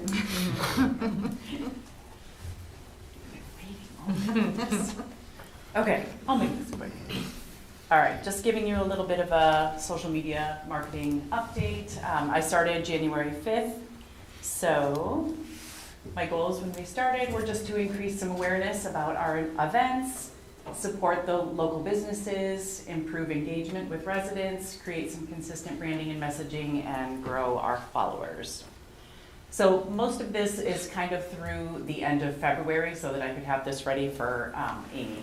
So just as an example, since I started, done about 46 Facebook posts, 38 Instagram posts, 7 reels, and approximately 400 stories. We do a lot of stories. I like to share, like if the businesses, the DDA businesses are sharing on their own social media platforms, I just kind of amplify that in our stories. So as far as engagement goes, the posts that do the best are business related. Everybody was very fired up about Noble, and so that post there was just announcing that they were hiring, and since I created this slideshow, we've done some posts about the fact that they were open, and those posts went completely crazy. And then also the event posts do really well. People were kind of into the Pour Wars. This I did include the March 1st. We kind of tallied these numbers at the first of each of the months, so I did throw the March numbers in there. Just to show the growth that we've had on Facebook and Instagram since January, and obviously there's space there to see that, to track that through the end of the year. So hopefully all of you all are following the DDA on Facebook and Instagram, and I encourage the community to as well, just to be aware of what we're doing and what's going on. So something that I would like to talk to you about and propose is doing more business features. I just feel like when you look at what some of the other downtowns and DDAs are doing, they're doing a lot of, you know, popping into the different establishments and different businesses and different restaurants and things like that, just highlighting what there is to offer in the DDA. Like I said, those are the posts that do the best, and when we're sharing what the DDA businesses are doing, we kind of capture their audience, they capture our audience, and it is mutually beneficial for the DDA, for the businesses, just in general. So, you know, these are just a few examples of when we did, you know, highlight one of the local businesses, the cute little salad container from New Hudson Inn. Was Elisa's lunch. Yeah. Last meeting. So that's something that I would like to talk to you guys about, like how you feel that could fit into a social media strategy. So I've got a little bit more about that. Did I just skip one? Okay. So again, it just increases our engagement. That people really like to engage in businesses that they're familiar with and learn about businesses that maybe they're not familiar with. So like I said, it's kind of mutually beneficial because we're kind of cross-promoting each other. So if they see that we're doing a highlight, they're going to share it on their social media, and that increases our visibility. So it kind of just boosts the algorithm for us and for them, and I feel like it's a good idea. If you look at, like, I was looking today at like the Highland DDA, Wixom's, Plymouth, just like some of the neighboring, they are constantly pumping out either just resharing what local businesses are doing, or like I said, like walking into the businesses and just showing the community, like, you might not have known this store existed, you might not have known that this business existed, and being able to kind of amplify that. So one of the things that we talked a little bit about, though, is that, you know, there is an enticement for some of the businesses to sponsor some of our events, and one of the things that we do for them is shout them out on social media. But I feel like with sponsorships, they're also getting their logos put on, you know, physical printed materials. We'll share their websites and things like that. They usually get verbally recognized at like Music on the Grand and things like that. So I do still think that there's a benefit for businesses to want to sponsor events and also be able to do some business spotlights and highlights and more of that on social media. So again, just some things for you. I'd like to know from you what you all think, you know, what a good strategy would look like for just being a little bit more, have a plan, I guess, for making the community aware of the businesses that we have. So these are just some suggestions, doing like some weekly or monthly ideas, developing some sort of a rotational system, like are we highlighting restaurants, are we highlighting service type based alphabetical order, you know, like geographical, which is just the other day I went out and did just like all the downtown businesses. I literally just took a picture of the front of every business that we would consider to be kind of like in the downtown area. And I was surprised, there was like a lot. And in 30 seconds you could see like, you know, 30 different businesses. Cool. So I feel like that's kind of a fun strategy too. We do have like a lot of little shopping centers and things, and it would be easy just to do like a clean sweep, but also a little bit more in-depth, you know, type of, let's really look at a particular business once in a while. So like seasonally, new businesses, things like that. So I would love your input about all of this. So here's my questions for you. Should we prioritize newer businesses, helping businesses that don't maybe have a strong social media presence? And that's like, I know, you know, some communities choose to really focus on the businesses that are already, you know, have a really established social media presence. But is there a benefit in, you know, helping some of those smaller businesses who maybe don't? Or we've talked about this in some of the committee meetings, you know, doing a sort of training, I guess, for some of those businesses that are interested in learning how to have a more of a social media presence. I would definitely be willing to help that out.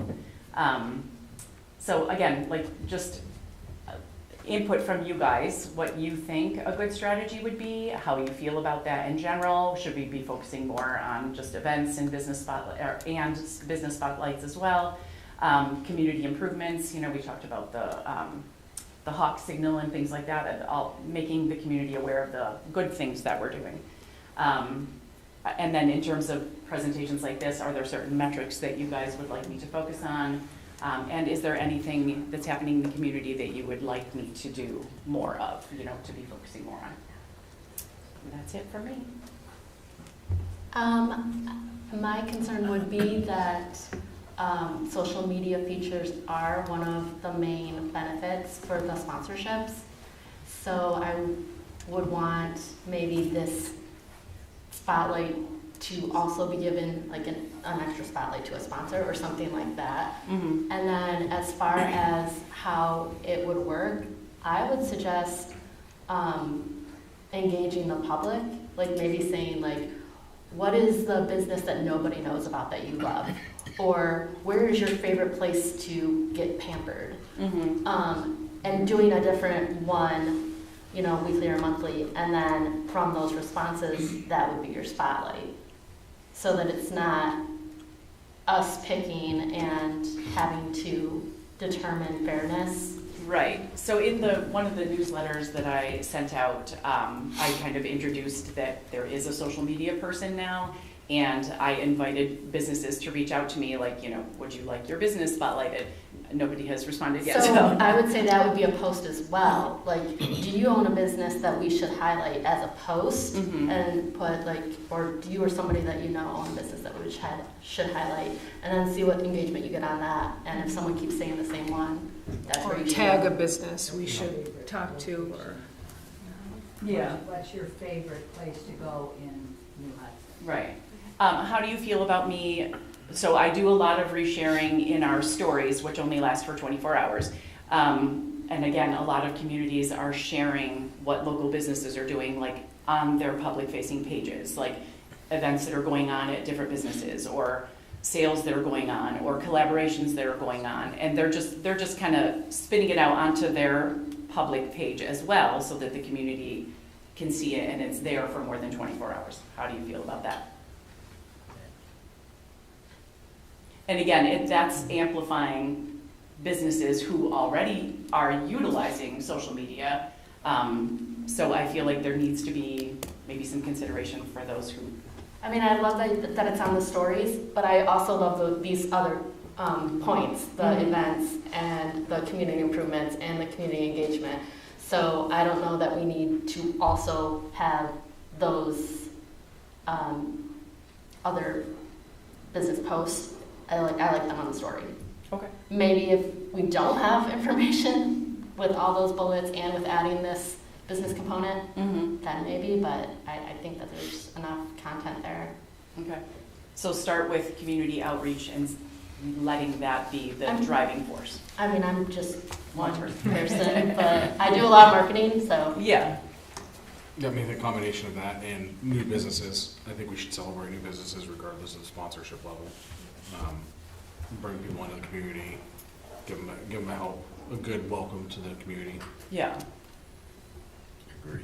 Yeah, I mean, I think there's, I see this kind of as a hybrid model, is that I love that you share, you share my stuff all the time. I love that. Thank you. Stuff out there. I'm doing it. I'm working it, and so that's great. So that helps me. And so I think as businesses, it's like, a lot of times we can't always just do a sponsorship.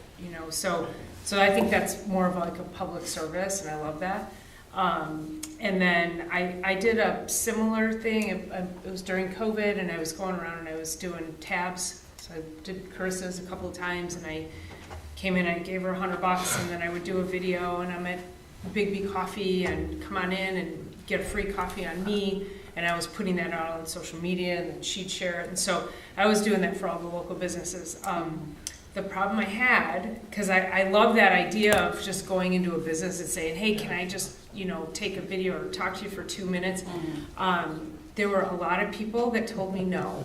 And I'm like, I'm just here to, there's no, or they were like, what's the catch? I'm like, no catch. I'm just trying to give a spotlight to people in the community. So I think maybe be prepared I'm not opposed to just walking in my business and going, hey, I just want to, but some people might not want that. But I think there's sort of that, how do we do that in a way that, yeah, my concern is like a fairness thing. Like, there's 1,000 different establishments that I could just pop into and, do a quick thing.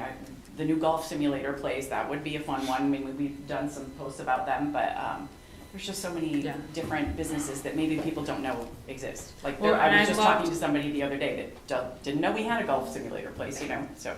Well, and what you did with just taking all the pictures, love that idea. It's a great post. It's a great way to get it out that, hey, here's the downtown, and then like you were saying, you could go to the strip malls and go, hey, here's what's over on this side. Hey, here's what's over here. Did you know?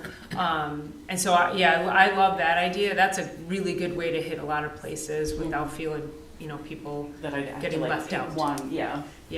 But you could pick, because we talked about naming our corridors, Yeah. So that could be something we could, call it our Northwest Hudson area, or That would be really helpful, because when you get in an accident and you really don't even know where you're at. Just and quadrants. The police Right, are, yes, the police yes. are going, well, are you in South Lyon or New Hudson? I told her, I don't even know. This is my street. Yeah. You let me know where I'm at. Yeah, well, we'd have to teach people what we're naming it, but, no, I think this is probably, I don't know if we can get this strategy done all in this timeline. Yeah, I would But I expect, love- but just something yeah. for consideration, like Yeah. I would love some guidance, like how you would like to utilize me in a way to Yeah. amplify what the Love the TA. expansion, even like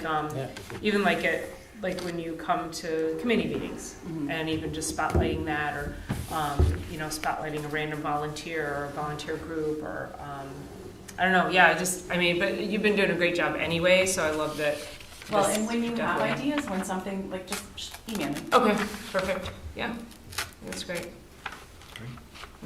Thanks, Andrew. Thanks, Angie. Thank you, Angie, great work. Someone said yes. And I'll say publicly, Angie's I don't. email newsletter I is don't have a Facebook account. so awesome. I've never had a prettier, more easily readable email newsletter. Okay, next up on the agenda is the fee reimbursement for Noble Restaurant. Yes, so I had the opportunity to visit with Noble Restaurant, and they submitted, I want to say a couple of years ago, for a facade improvement grant. Obviously, things happened, whether they were held up with building, but now they are officially open. They have their certificate of occupancy. So I met with the owners to discuss what covers reimbursable expenses. They gave me some initial receipts, but I'm still waiting for some detailed receipts itemizing some costs. However, with us not meeting in April, if they do submit them in the next few weeks, I didn't want to hold up any potential distribution for that. So I was hoping that the board would consider to approve the release of the grants not to exceed the approved amount of $20,000, contingent on the treasurer and serving also as the design and appearance committee reviewing and approving them. And if I remember right from the one we did last year, the funds are already set aside. This is all Yeah. allocated. This is not a net new. Correct. So I would be okay with that. If anyone has any questions, concerns, we need to take a motion then. How do you want that to Correct me actually if state? I'm wrong. If we could have a motion to approve the disbursement of the facade improvement grant for Noble Restaurant, conditional on the review of the receipts by the DDA treasurer and design chair for approval. I So moved. Not to exceed. I make a Not motion to of what exceed Amy said. $20,000. Yeah, so moved. Can I just say that? So moved. Okay. Okay, there we go. So moved. Support. There you go. Okay, all in favor? Aye. And opposed? Motion carries. And now we're looking for a motion for the 2026 fundraising brochure that Amy and the executive board and McKenna have been working on. Any final last minute changes to that? Okay, then I'm looking for a motion. Motion to. Sorry. Go ahead. I just had some, I don't even know if you want me to bring it to your attention, but as long as there's approval, I just want it on record. So there was some housekeeping I asked. Unfortunately, when we lost Catherine at the township, she was my proofreader for everything. So that's been a hard spot to fill too. So Angie was proofing some of this for me also, and she had pointed out a couple variations in color, a couple spots where we're referring to volunteer opportunities. There's always an S on there, so we're gonna clean up some of that language. And misidentification of a business name, NLB, and then where we have volunteer information towards the end, it's referring back to some earlier language on page 19. So I just want to make you aware of, there are a couple little housekeeping changes that'll be added there too. But I would love to get this distributed. I'm very excited that we've already had like 3 or 4 businesses reach out to me and say, is it ready to go? Because I want to sponsor something. That's great. So I'm Nice. very excited. Good. Well, motion to approve the 2026 fundraising brochure contingent upon punctuation, spelling, edits. Second. All in favor? Aye. And opposed? Motion carries. Amy, the discussion for the tech grant. Yes, one of the perks of our membership with Main Street Oakland County, as they often throughout the year have different grant opportunities for specific funding. One thing that they offered was a grant for technical assistance. This grant maxes out at $1,500. I did have to have some initial ideas of what could that funding be utilized for. So I had submitted a few ideas to them, and they had given me the approval. If the board does want to see me submit those projects, I just need a reflection of it in our minutes that the board is approving for me to officially submit those projects. Based on the categories and what qualifies as a reimbursement, some things that I identified were the retail conference that your chair and myself attended. We can reimburse, use those funds to reimburse for our participation at that training. Additional trainings can be utilized for it, but that's one that had already happened. And then the design work for McKenna for the fundraising brochure can be utilized for that too. And also the print costs for hard copies of this fundraising brochure could be utilized. So my recommendation would be just for a motion to approve the director to submit for the technical assistance grant covering fundraising brochure and the retail conference participation. And that's a, that is okay to go back on projects that were already started? Yes, okay. They're reimbursable. Okay, so moved. Support. Is there an amount? Makes it easy. Or It's up to $1,500, and between those two, we should be able to get that max amount of $1,500. Okay, thanks. Sorry. Okay, we have a motion and a second. All in favor? Aye. Opposed? And then the last item on the agenda is legal service proposals. And the organizational committee met this morning, and we had met with our legal representative in the interim, Rosati, and there's going to be some clarification on whether or not we can continue legal services with Rosati. It was brought to our attention that it may be a possibility. So we are getting clarification on that from them, because our preference would be to stay with Rosati. But if needed, I had been tasked with recruiting some other legal services proposals. So included in your packets are proposals from 3 different attorneys for your review. I don't expect a lot of discussion tonight. I just wanted to let you know that those packets are included in your packets that were posted, so you can peruse them at your leisure. But the executive organizational committee will be working together on vetting those proposals should we need them moving forward, and the next step would be to start interviewing any of those potentials to ensure that they would be a good fit for the committee. So I just wanted to make you aware of that. And that is just for DDA representation? Yes. So if any board members that are not on the executive board have any input on these or are current, you can reach out to me or to Amy, and we'll take that into consideration when we meet for the next organizational meeting. Okay, so that is the end of the meeting, and I'm looking for one final motion, please. I will make a motion to end the DDA board meeting Tuesday, March 10th, 2026, or to adjourn. I'll second. All in favor? Aye. Opposed? Okay, and we still are live for like 60 seconds.